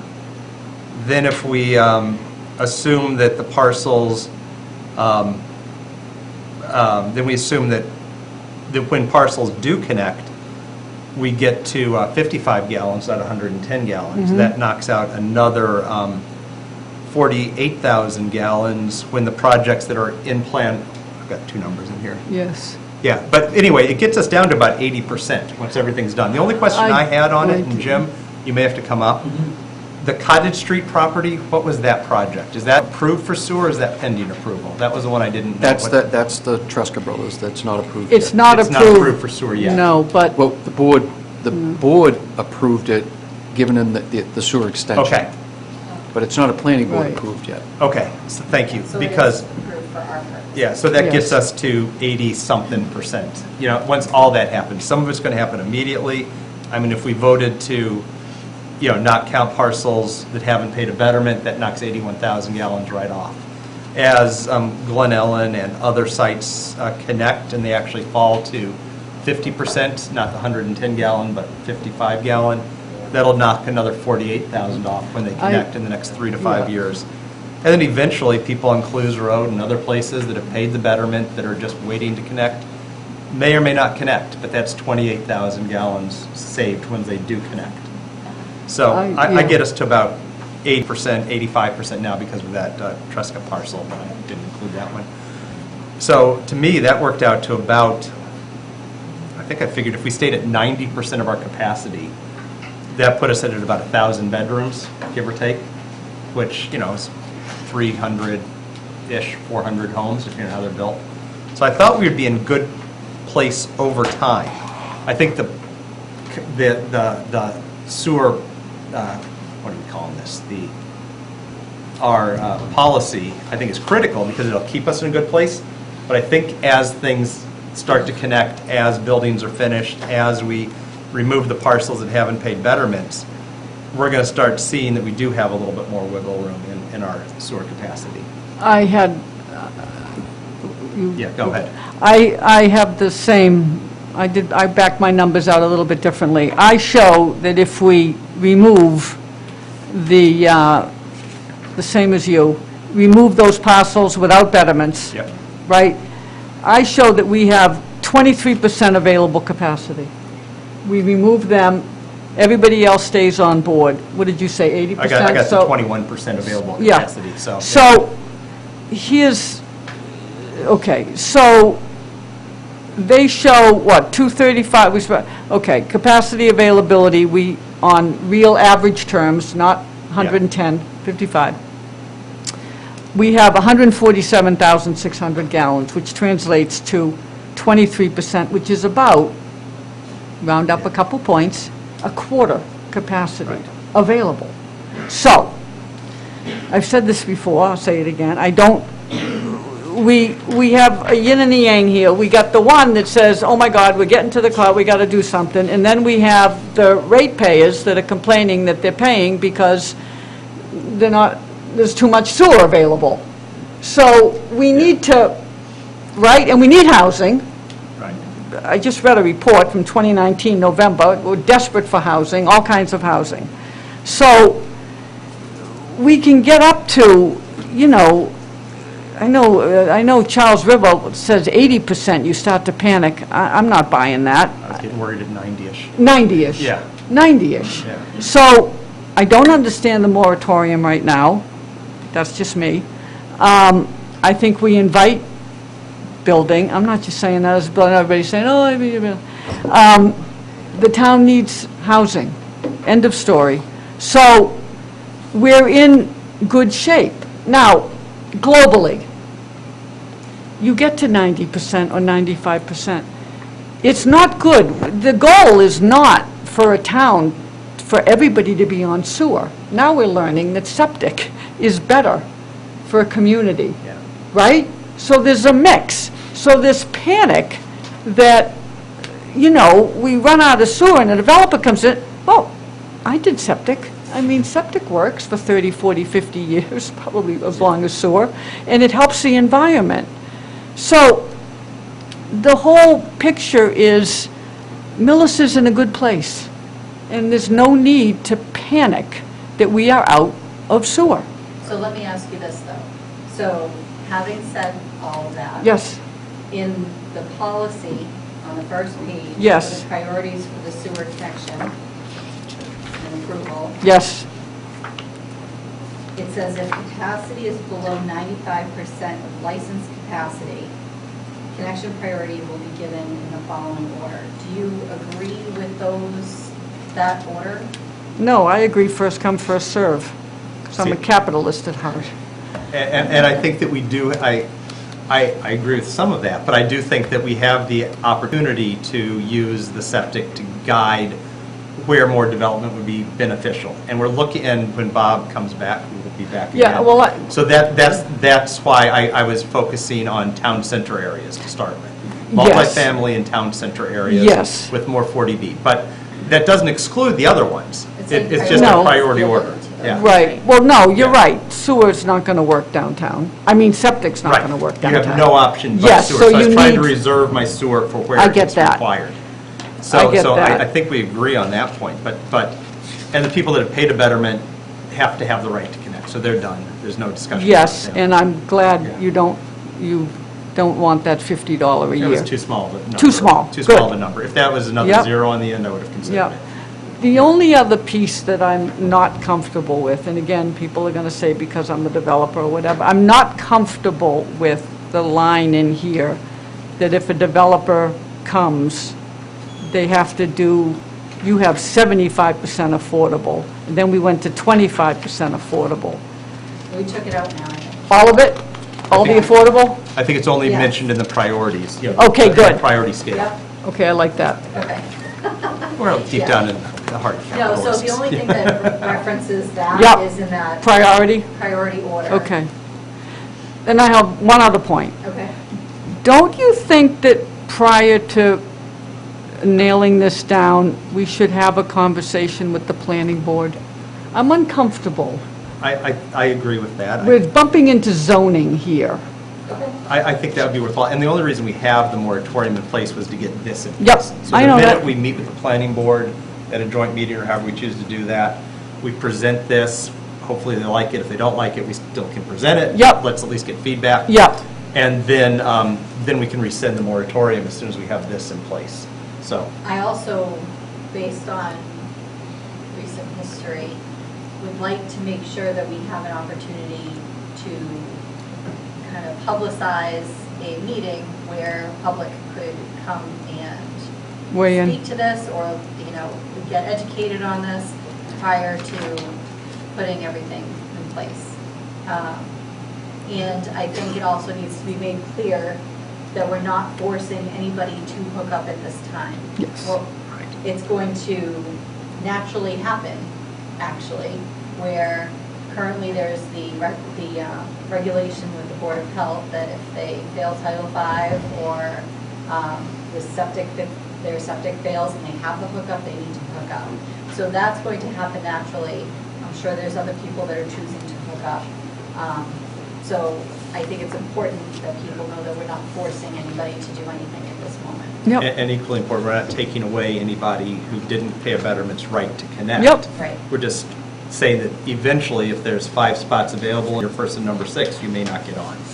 You know? Right. Right. What I'll do with this is I'll fix the gallons per day, I'll take off that $50 fee, and then what I'll probably just do is remove the whole bottom part that has the tables of fees, because we're not entirely sure about all those. We'll have to have a conversation about I'd just those. like to make a couple of comments. Yeah, If I- go When you're ahead. done, when you, Okay, and then get that to the planning board to take a look at. Yeah. What do you So, think? a couple of things. I'm glad Ellen brought up the planning board, most importantly. As a member for many, many years on the planning board, when we sit there and we negotiate pretty much with the residents of what's being built in their backyard, we use the idea of, this is what you're going to get out of this. You're going to get this, you're going to get that, and one of them is a sewer stub. And I have to challenge, I don't know where you got the impression that just because they didn't pay a betterment, that they don't have the right to tie in. I think that when a little different than water and sewer, water main goes down the street, the water main comes off, and the town ownership stops at the curb stop, which is in the public right-of-way. When you put a sewer stub in, the sewer stub, by Millis regulations, is owned from, the sewer main goes down the street, you own it from the connection in the street all the way into your house. And that's why we purposely, when you run a sewer, whether it be on a betterment or if it's on a contractor putting it in, because he's paying that betterment. The contractor's paying, because it's not free. I mean, he's paying millions of dollars for that. It goes on to the private way. It's not in the public right-of-way. So if it's a force main, they put, a little stub, with a faucet on it. When they connect, they open it up. When it's a regular gravity-fed system, there's a little cap on the end of it. So they tie into it. So I just don't, if it was me, and I had the right, which I do have the right to tie it because the contractor brought sewer, and I fronted, even though I'm on septic. I'll talk as a citizen also now. I have the right to tie into that. I never paid a betterment. And if I'm forced with being told that, well, you didn't pay a betterment, you're not going to get sewer. No. well, They yeah. do, no. They can still have. No, sewer. they When have we the run out of right capacity, to we run tie out of in. capacity. We're just not going to withhold that capacity. But they're in that capacity. You're doing it the same as somebody that paid a betterment. And Right what now you- we are, Actually, but we're told we don't have to. but we're not going See, to. Again, I think that that's not the information when we were on the sewer study committee. We did not get that information either. That was told something totally different. We were told that they had, if the sewer ran by the house, anywhere they fronted it, they had a right to tie in, and we could not tell them. Is he missing something? Well, I think we do have to get clarification in writing from our attorney, because we're not saying you don't have the right to tie in. But even if, But we're just not going to hold that forever. I don't think you have the right to do that. I'm just advising. Well, I spoke with town council. As the director of public works, I'm just advising the Okay. board. I believe that he's misinterpreting it, because it is they own it. We, as the town, allowed, and it's under the planning board approval, that sewer stub was put on that property for that person when they were ready to tie into it. Not like, Okay. Mr. Kaczynski has. Madam Go Chair, ahead. just to put a little bit of background on it, I mean, I've had conversations with town council. I don't have this in writing, and I should get something in writing from council. But basically what he said is that for the purposes of reserving capacity, the town is not required to reserve capacity for those that do not have a betterment. It doesn't mean the town would not accommodate any user whose system failed or anything like that. The question becomes different if the town is actually at 100% capacity. But as the discussion has gone on about what the town has to reserve, legally has to reserve, he had indicated there is a difference between those with a legal betterment and those with just a stub. But I will get that in writing, and then that way we can further review it to see if there's questions or concerns, and take it from there. But at this point, that was kind of the differential. And again, he supported, as do I, that if anyone has a failed system or anything like that, that doesn't mean they're not able to hook in. These issues all come up as we get to 100%. These issues will become more acute as we get to physically at 100%. But again, I'll get that in writing from council. And that's the reason you want to stop at 95 or something, so you can accommodate not just Right.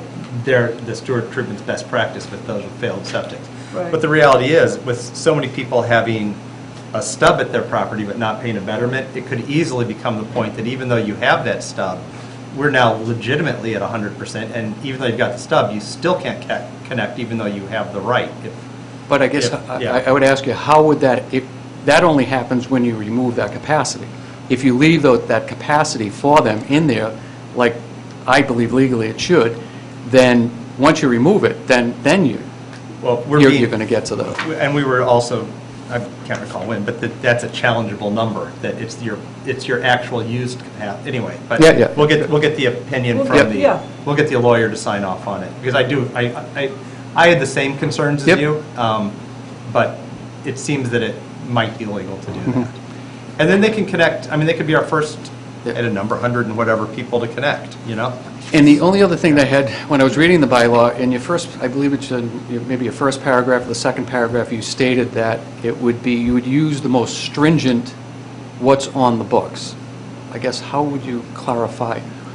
Meaning, what number are you going to use for, is it when I say you're agreeing that you're going to use the 110, you're not using 55 gallons.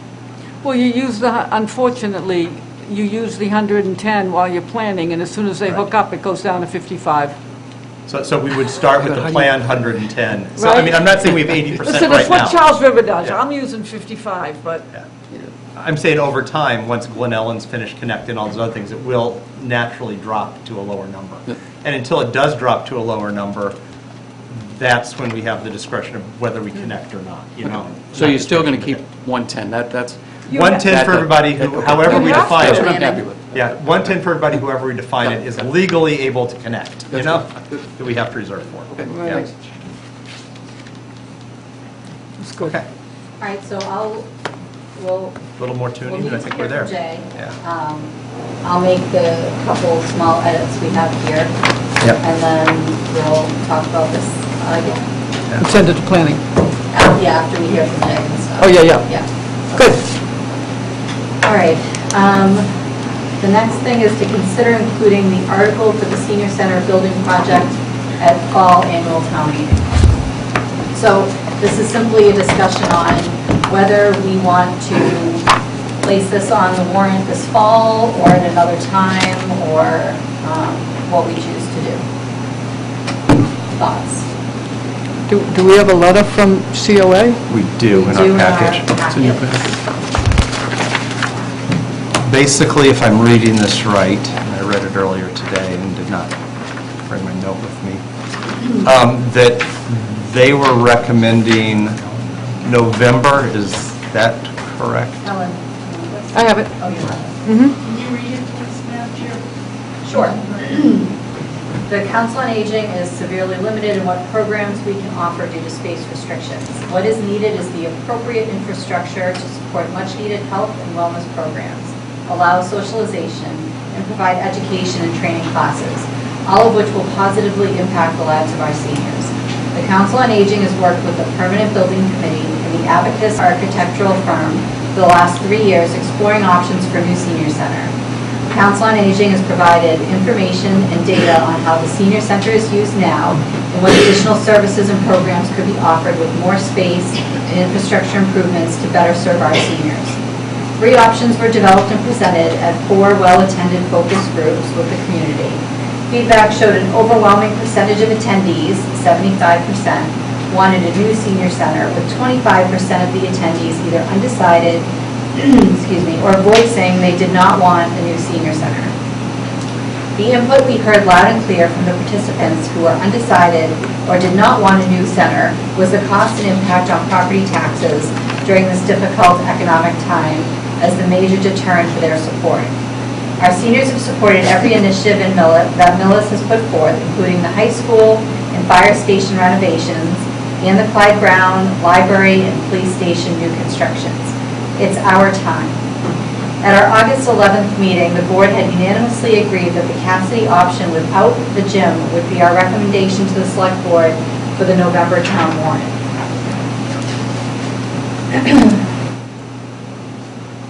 So what we have here, we've heard from the Council on Aging, who this is really for.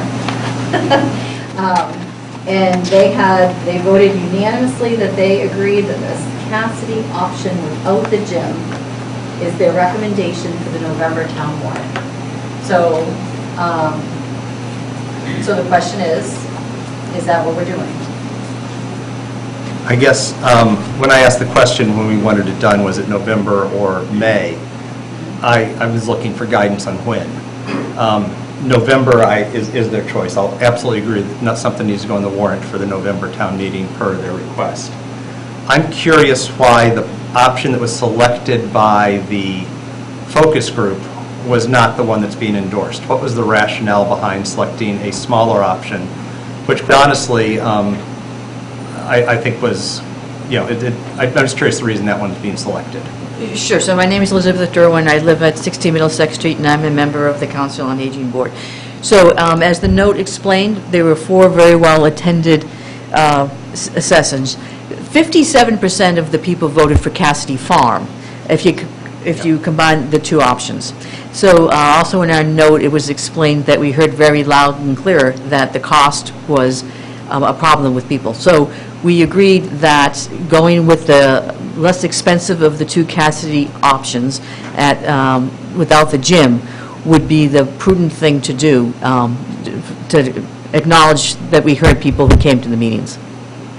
Okay, and my thought, and so the use of this building without a gym, to me, strikes at me as very limited. I mean, is it going to be a senior center 40 hours a week, Monday through Friday? Because without a gym, it doesn't have that broader community appeal. It doesn't have those other things that made it seem like cost-effective. It does have meeting space for people to use. It doesn't have a gym, but some other information that we got is that the Clyde Brown gym is actually fairly underutilized as a gym space that's available in town. And so we thought to add another gym that may not be utilized in response to the cost portion. But certainly to your other question, any groups that need meeting space, potentially a dining area, there's also be a kitchen area, those groups could certainly still make use of the space. And then if we're going with meeting space, why not go with this building as an option where we have the, expand the meeting space in this building, cut down on the operational costs considerably, because we won't be heating a new building, we won't be having janitorial. You mean why we didn't choose the VMB? Why didn't you choose the VMB? It seems to me you've picked the option that gives you a standalone building, but with none of the cost benefits you get from doing the VMB or the accoutrements you get with the new gym. Right. So it's kind of... So feedback from the focus groups, as I said, 57% of the people chose Cassidy Farm. And the main pros of choosing Cassidy Farm were certainly that it was new construction and that we weren't undertaking something to add on to a very old building. That parking was certainly a concern here. And also, if we built it here, it's a 2-story structure, which is not ideal for a senior center. So those things all came up, and there was a lot of comments on the advantages of new construction, as well as the disruption to a senior center for probably an 18-month period while the VMB construction would be going on. There are certain essential services that have to happen out of the Council on Aging, and if that whole area is under construction, that's greatly compromised. Those were the main reasons for choosing Cassidy over the VMB. And did the Council on Aging endorse the $100,000 or $50,000 operational override to increase the cost of running this building as well? Did we approve it? Well, was that considered? I mean, there's going to be so much additional cost, and that was presented at each of the meetings. I attended 2 of them, so I know it was at least half of them where it was discussed that there needs to be an operational override with this. Well, Yeah. does it have to be an operational override, or is there potential to reprioritize the spending that goes on in the town as is, and spend more money on the Council on Aging than that's being spent right now? I'll push that back. Where's the cut going to come? I mean, police, fire, DPW, schools, library. Everybody wants us to cut somebody to fund them. I know, And but- eventually that is unsustainable. Yeah. But here's an interesting fact. Yeah. 30% of the population of Millis is 60 or older. 0.4% of the entire budget goes to senior issues, or the Council on Aging. So I think it's fair to say that there's the opportunity to revisit maybe how the money is distributed across the different organizations in town. And 0.4% for 30% of the population seems pretty light. But what's the percentage that actually use the services? And if we're going to have an increase in services here, it's going to have to be an increase in usage. I mean, I fall into your category. I went in there, other than my official duties, once to ask one question, which, that's the only time I've ever interacted with the Council on Aging. You're not going to get a lot of people 65 and under going in there, would be my guess, no matter what you build, unless it's open evenings and weekends. And this building on Cassidy seems to me, not this permutation without the gym, seems to be very limiting on who you're going to attract. But, and I'm torn. I mean, I don't know if I just, put a building on the ballot. There needs to be something on the ballot for November. I absolutely agree with that, because we've come this far and we have to do it. But, I don't know if I put something on that I absolutely think is the worst of the 3 choices personally. So I think there's Yeah. also, and thank you. Sure. I think there's also an option to not necessarily put it on the November ballot, but on the May town election ballot. So we could still have it on the warrant for the fall town meeting, and then do the ballot work in May. Well, I guess that's why I'm wondering, the town warrant, the town meeting, putting in a November town meeting to get the vote started, get it going, and get it moving, so we can decide what they want to do. Because it's going to either, It's crucial that this go on November Right. town meeting, number one. Number I totally two, agree with that. a couple of weeks ago, Craig, I thought you said that the client was the COA, and that maybe you weren't personally for it, but that you would respect the client. For the date that it goes on the warrant, for the people that are going to push for Not it. for their choice. I was assuming we're going with what the focus group that was run was coming back with. I said I'd absolutely respect their date, because they're going to be the ones that have to campaign for it. And I'm torn. I can put this out there, and it won't be an ambiguous opposition for me. It's not, in my opinion, the right choice. It doesn't meet enough of the community needs to be a community center, and it increases our operating costs considerably for this option. Out of the 3 available, this one seems to be cut the baby in half. The operating costs are the same for VMB as Cassidy Farm, 150. That's no different. No, 100 or 50,000. It would be less for this building, because you would not need to hire cleaners, you would not, you've already got the cleaning staff coming in. But either way. Okay, either way. Yeah, let's reel this back. Yeah, all right, either way, we can take a motion to put something, I guess we have to decide which option we want. Could I just Yeah. make one comment? Yeah. Before you make. Come up. Come up. Christine McCaffrey, 21 Jameson Drive, Vice Chair of Council on Aging.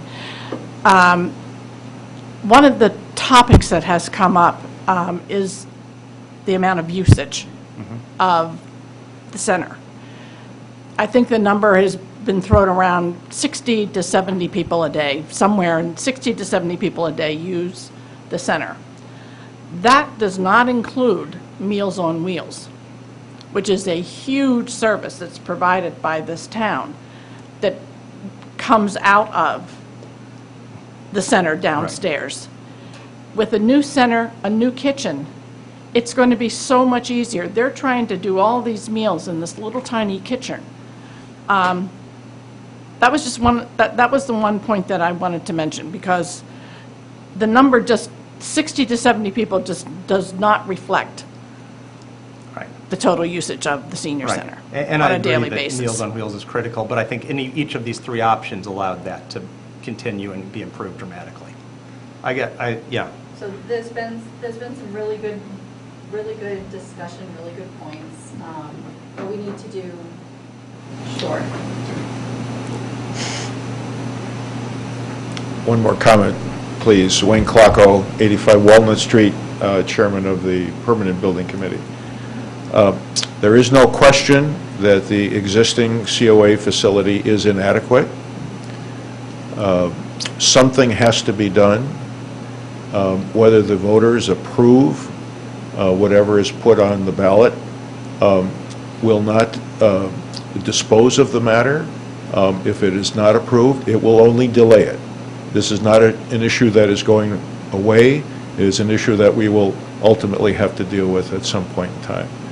The issue, as I understand it, about the Cassidy Farm option was a reflection of the financial costs on the taxpayers. The design of that building would, in fact, allow for future expansion. So in the event that there was a need, and I believe there is a need for additional facilities, irrespective of the Clyde Brown gym being available, I think future facilities at the Cassidy Farm, or here, or anywhere in town, would in fact be utilized. I would also ask the committee, the select board, to consider that, at least in my personal experience, having been in this position for 25 years now, that none of these projects that have been built that were previously mentioned would have ever been approved if they had not received the unanimous approval of the Select Board and the Finance Committee. So we're not simply asking you to place something on the warrant. We're asking you not only to do that, but to endorse it. And that is going to be a requirement for this project to have any chance of approval. So it's not a question of which one do we think is most likely to be approved. It's a question that you, as the Select Board, will endorse. Thank you.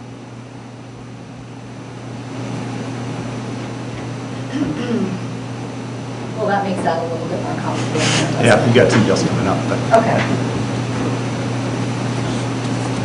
Good evening, my name is Paul Simpson. I live at 52 Island Road. I've been a resident of Millis with my wife and my family for 30 years. Boy, time flies. And I'm now a senior, by any definition, Social Security Administration, AARP, so boy, time flies.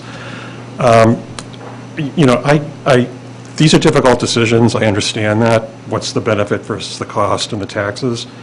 I've lived for 22 years at 52 Island Road, which happens to abut the Cassidy Farm property. So I just wanted to raise a couple of considerations. They may have been viewed along the way, but just to cover off on them. My understanding is the estimated cycle time to build this would be approximately 16 months. So this would be a huge effort, both from a time and expenditure perspective. So what would be the impact on local traffic? I have to assume that, like, Route 115 would probably have, on Exchange Street, would probably have closures or disruptions over time, which would impact both the local residents in that neighborhood and the residents at large. So that's one.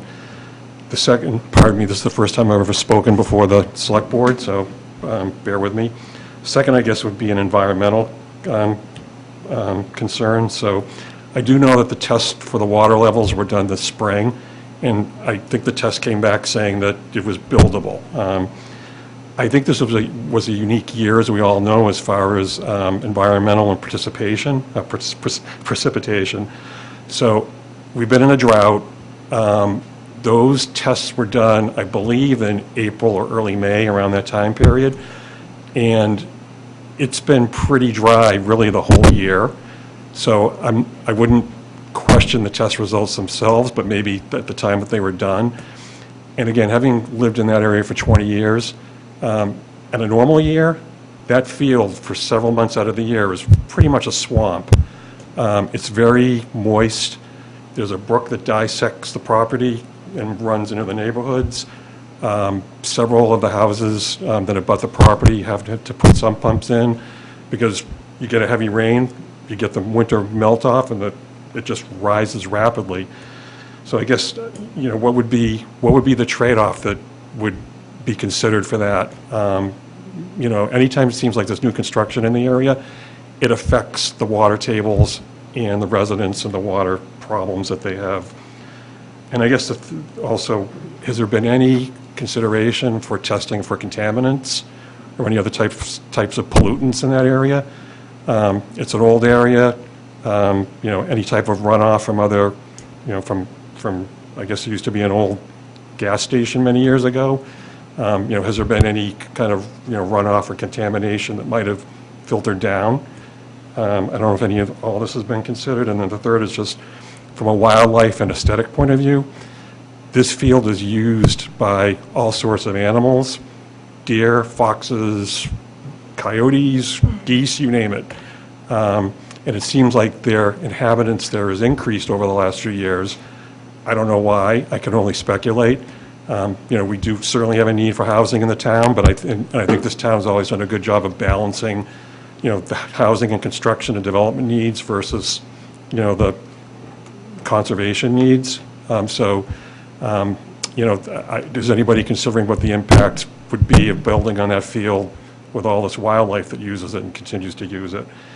And then I guess my other question would be, I guess that was it. Those are my three main questions. I think as an elderly resident, it's a catch-22 because, certainly our elderly population is increasing, but the tax burden on those elderly with fixed incomes has really been increasing over the years too, particularly with the recent override. So, it's a balance of costs and cost, being able to live in the area in retirement versus, an increased tax burden. So, anyway, thank you. Thank you for your comments, we appreciate it. I can try to get some answers to those questions. Unfortunately, I definitely don't have them right now, but I can follow up.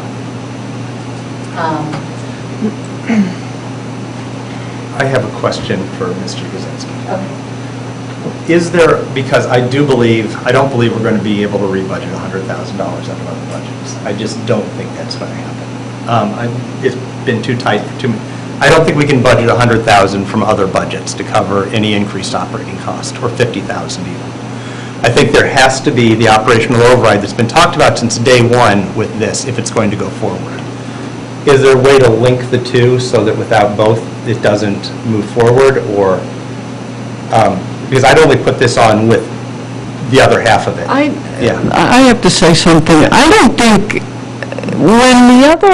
when other things come up before the board, for one, is that an automatic that we find the money at the same time and link those? I don't think that's a done decision right now. Well, every other project was a replacement project, so there was already money in the budget for the library, for the police, for the fire, for the elementary school.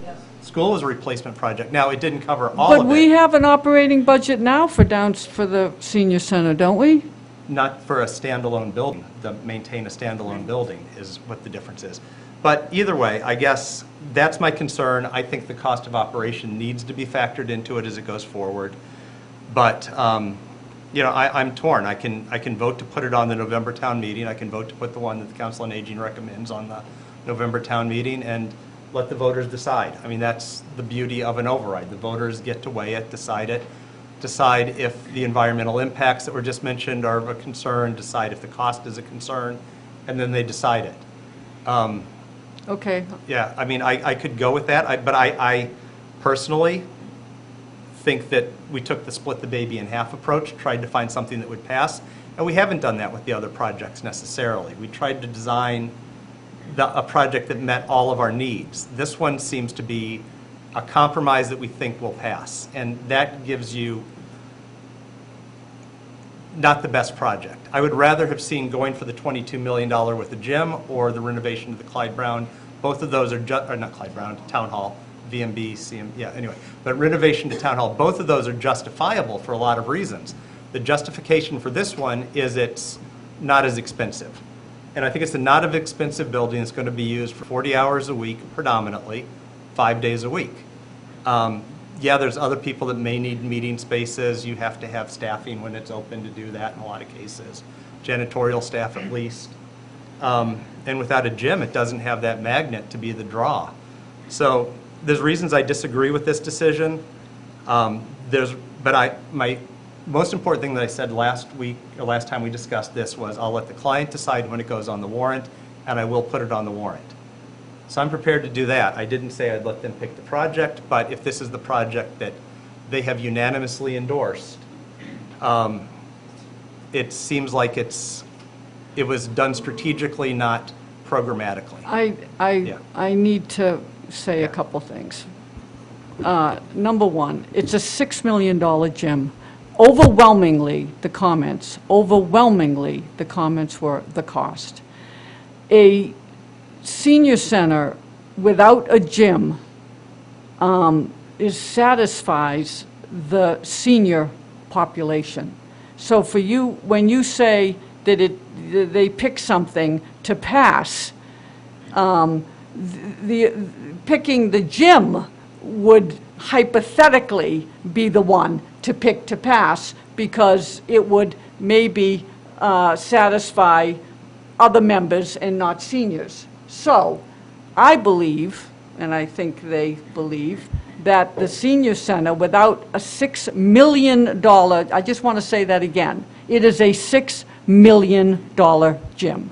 We have a gym in this building. We have a gym at Clyde Brown that is underused.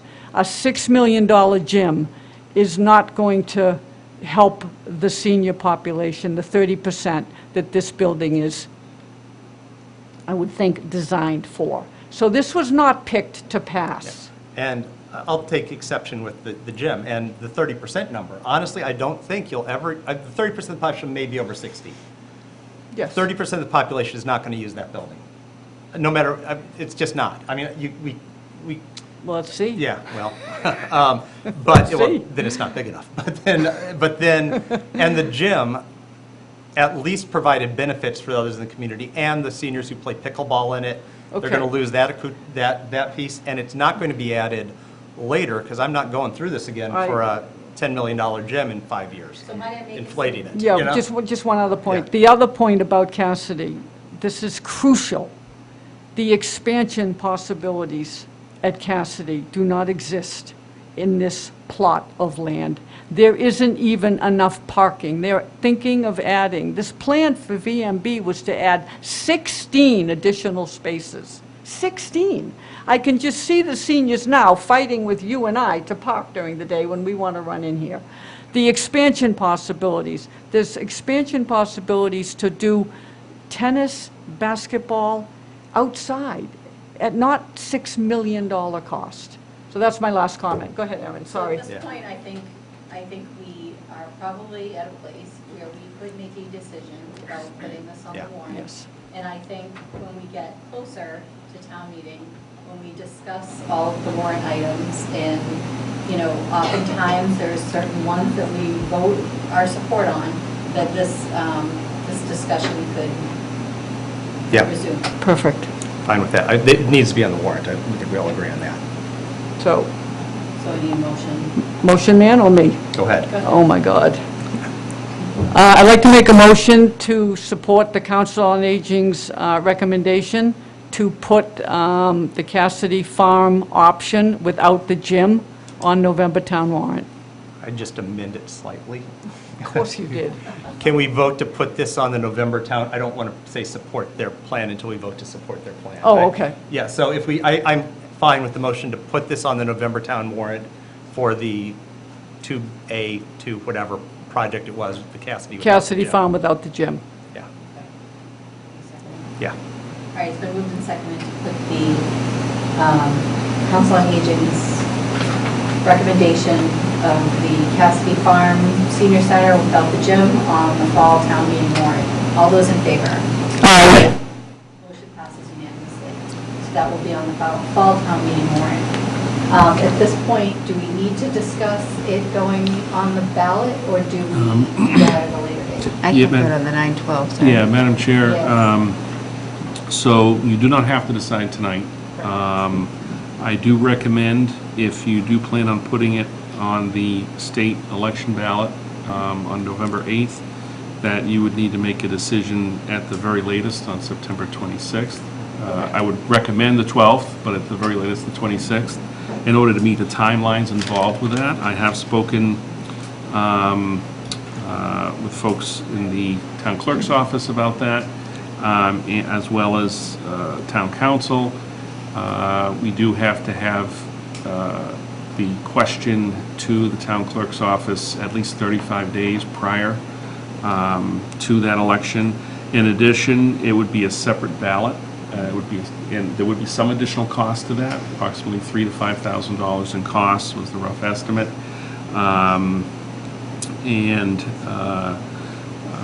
There would be, because of that, there'd be a need for some additional staff on election day, as well as some other costs for printing and so forth.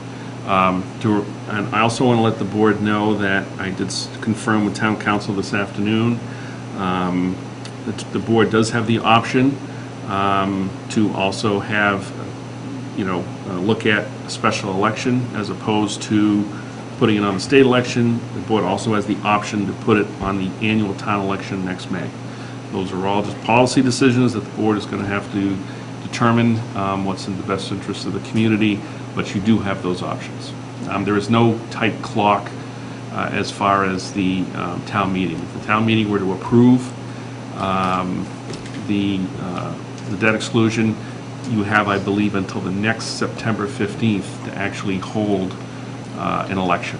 So from a Okay. legal perspective. Are we talking about the other, So it needs to be, it's a two-part process. right, but are we Yes. talking about changing, Not tonight. not tonight? No, that's on Right. the 12th. No. Perfect. I do have a question about that with the timing. If it didn't go on the ballot till May, would that increase cost of the project? And, because I know our costs were predicated on a November vote.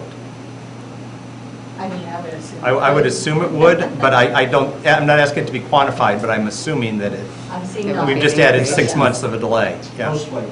Yeah. Okay. I'm not saying it's a deal breaker or not, but I think that we have to be very careful Right. of the amount we pick to put on the warrant and get that right if we're going to do a May, ballot, because there could be an escalator in there that we have to consider. Okay. Yeah. And we'll talk about that on the 12th. Yep. Yeah. Okay. All right. Thank you for the lively discussion. Yeah. Just that.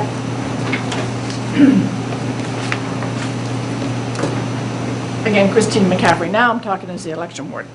I've got a different hat on.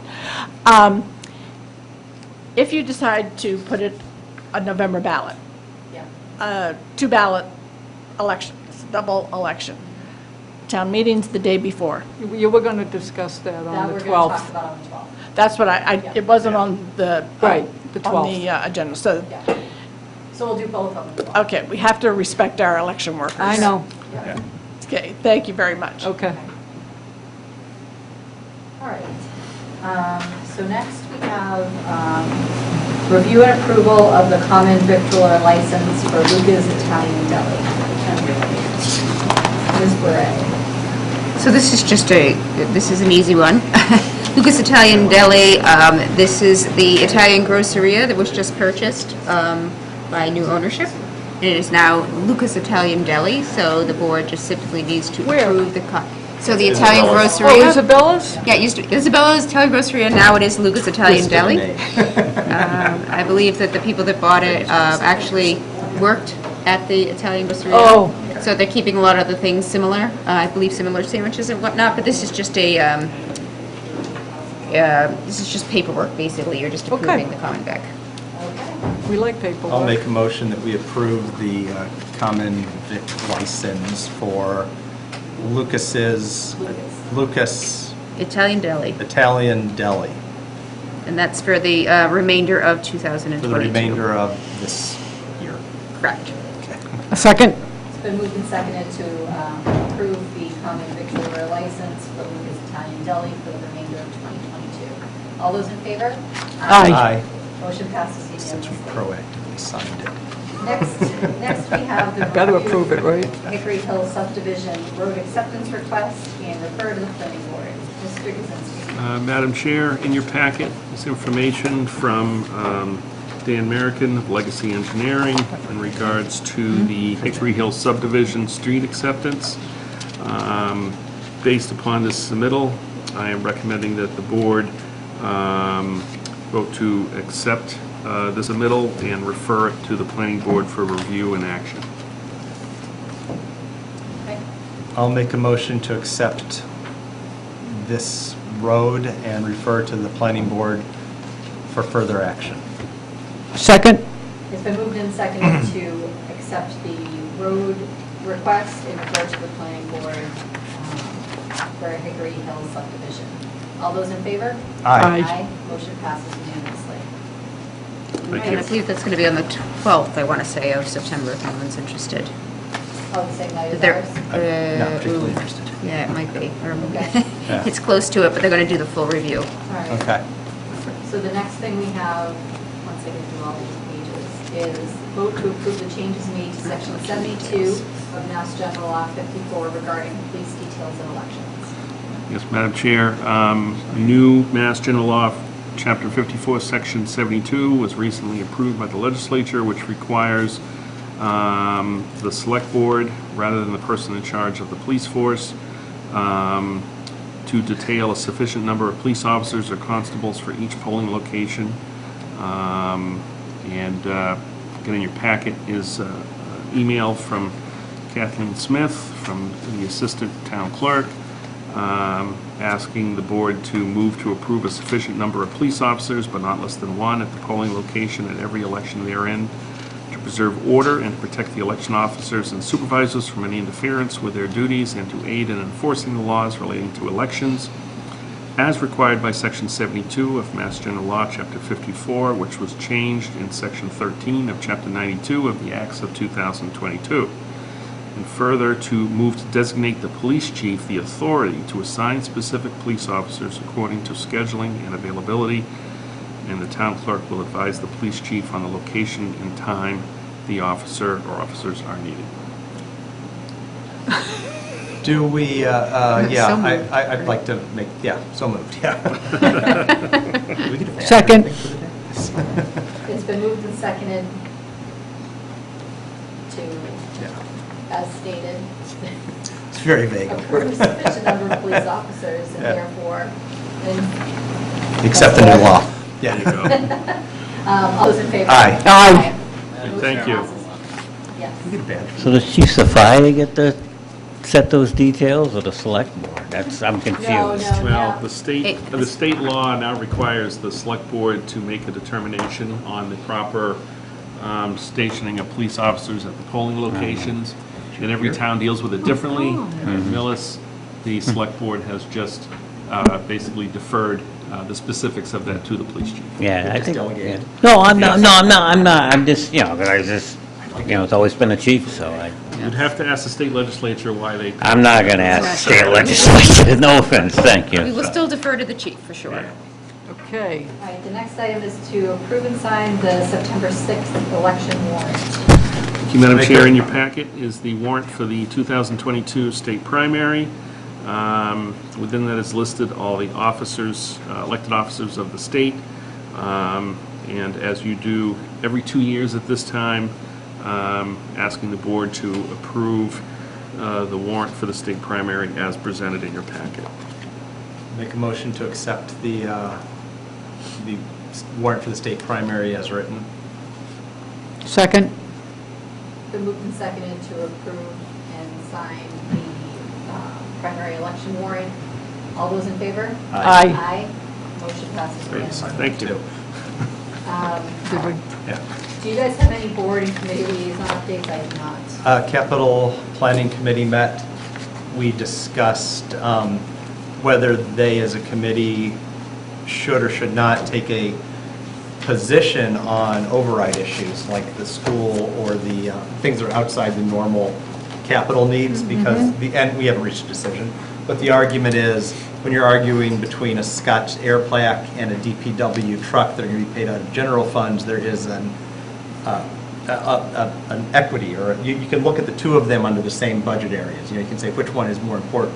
But you say a $20 million senior center, it's not in the normal operating budget, it doesn't fall into the normal recurring capital. Should they or should they not be taking a position on that? Clearly informing the voters of what's coming is important to do, but should they as a committee take a position or prioritize that in the general list of things?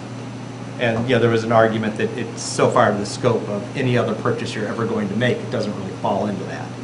So to be determined, more discussion to be had, because especially with the school and the Council on Aging Senior Center coming online, Right. that'll be an important consideration, because if they went through and evaluate and rate it, honestly, do you want them rating it using their scale, which is critical need and all those other things? So that's the conversation that was had. We are going to start meeting almost weekly in September. Oh my God. Didn't know that, huh? But we will have a list to this committee early, and we will, as early as possible, and then we'll start reviewing it. And then there was one other committee that met. Believe that the Economic Development Committee met, and we did vote to put in 20 Millis beautification signs. Oh, Or some number. The price went up dramatically. right, but I'm, There a lot of debate Yeah. on 1, 2, or 3 birds. Jim McKay and I opted for 1 bird. And the signs are being printed, and a Yes. number of signs are being printed. He has it in been his a long budget. time He's going to do it, yeah. These signs. isn't Brutus making those? No, his No his longer. guy, the cost went up dramatically there. Right. It's just as easy for us to get them done through a private, through Oh, Jim good. McKay's company or Oh, connections. okay. It's like $3 more than Brutus's, and we can just send it off as a normal project. Okay. So, Congratulations on the birds. thank Yeah, you. thank I you. made Good the job. executive decision of Good job. One bird? Yeah. One bird it is. Less clutter. Yeah. Good job. Sometimes less is more. I had a couple meetings. You did? I did. Almost as exciting as his. No birds. Energy. They meet a lot, by the way. So thanks for telling me that when, I volunteered for it. I didn't have any experience. No, you didn't? Talked a lot about solar, but more interesting than that, we're going to have a meeting. I met with, I have a guy, as you know, who takes care of all of my stuff, and Bob Weiss, and he and I met here for an hour, and it was a great meet. One of the largest, he's probably works for the largest sort of brokery company out there. Anyway, we're all going to meet again with Mike, and he can put us on a path to getting to net zero and tell us how to do it, and I'm excited. That's exciting. And then the second one was that Norfolk committee. Oh, my God. First of all, Remember, we are televised. I know. First of all, I don't know anything about this. I had to vote. Oh, I had to vote on things that I know nothing about. And it was an emergency meeting. There are like 30 or 40 towns involved. They take a roll call from A to W. It was stimulating. Or on Zoom? It was the whole meeting was about authorizing them to move money over to like an operating account so that they could spend it. And I'm voting on things I don't know any. is it on Zoom? Yes, oh my God, thank God it was on Zoom. Were people civil? Was it also? Oh, yeah, it was great, but, Good, good. but people would disappear for a while they vote, and then you'll be happy to know I voted on all 4 things, none of which I knew anything about. I voted on, like, accepting the minutes of the last meeting that I was not at. So that was You're allowed fun. to do that, by the way. And the next meeting's like at a golf course, which I'm not going to. which one? I don't play golf, but I... Oh, you might step into this one? Yeah, Really? If it's the one in Quincy, I'll go. Anyway, it was good. Well, thank you for going. You're welcome. All right. Seriously, if it's in Quincy, I'll go. I'll let you know. Our next one is review and approval of water and sewer commitments. Thank you, Madam Chair. There's 3 different commitments in your packet. The first is for the commitment for June of 2022 for water and sewer in the total amount of $3,303.76. Ask for your approval of that. Okay. Make a recommendation, make a motion, we approve the water and sewer commitment for $3,303.76 for June. Second? Been moved and seconded to approve the water and sewer commitment for June 2022 in the amount of $3,303.76. All those in favor? Aye. Aye. Motion passes unanimously. Great, thank you, Madam Chair. The next one is a commitment for July of 2022 for water and sewer, the total amount of $4,387.43. Go ahead. I move that we approve the water and sewer commitment for July 2022 in the amount of $4,387.43. Second. Been moved and seconded to approve the water and sewer commitment for July 2022 in the amount of $4,387.43. All those in favor? Aye. Aye. Motion passes unanimously. Great, thank you. And the last one is a quarterly bill run commitment for August of 2022 for the first quarter of fiscal year 2023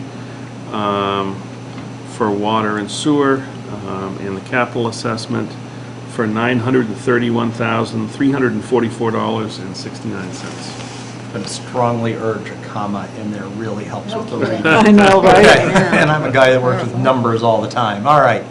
I make a motion that we approve the commitment for, is this water and sewer? For water and sewer for $931,344.69 for the first quarter of 2023. Thank you. It's been moved and seconded to approve the water sewer commitment for the first quarter of fiscal year 23 in the amount of $931,344.69. All those in favor? Aye. Motion passes unanimously. Next, we have the approval of some minutes. I'm going to actually defer the June minutes because I did find an edit that needs to be made in there, so we'll just do that in the next one. But if you guys had a chance to make it through the August ones, I can take a motion to approve that. Yeah, I'll make a motion to approve the August minutes as written. Second? Been moved and seconded to approve the August 2nd, 2022 minutes. All those in favor? Aye. Aye. Motion passes unanimously. I can take another motion. Do we have to go to executive session? No. You do not. I'll make a motion, we adjourn. Second? Been moved and seconded to adjourn. All those in favor? Aye. Motion passes Yeah. unanimously. Thank you, everybody. Mike, we have union on Wednesday, right? That was Are you great. still all set for that? Yes. That was great. I'm just checking on my schedule. Okay. With my personal, If there's any change, I'll let you know. with the man that runs my schedule for me. Need a lift? Yeah, I got another meeting to go to. I've got a, Oh, yeah, good for you. I will have to head into Quincy after Are that, we so as off soon as the it's air? over, I have to run. So, Okay. Yeah. I don't have the luxury this time. My HR director is going out on And thank you, family Mills medical leave. Community Media. And she's a little...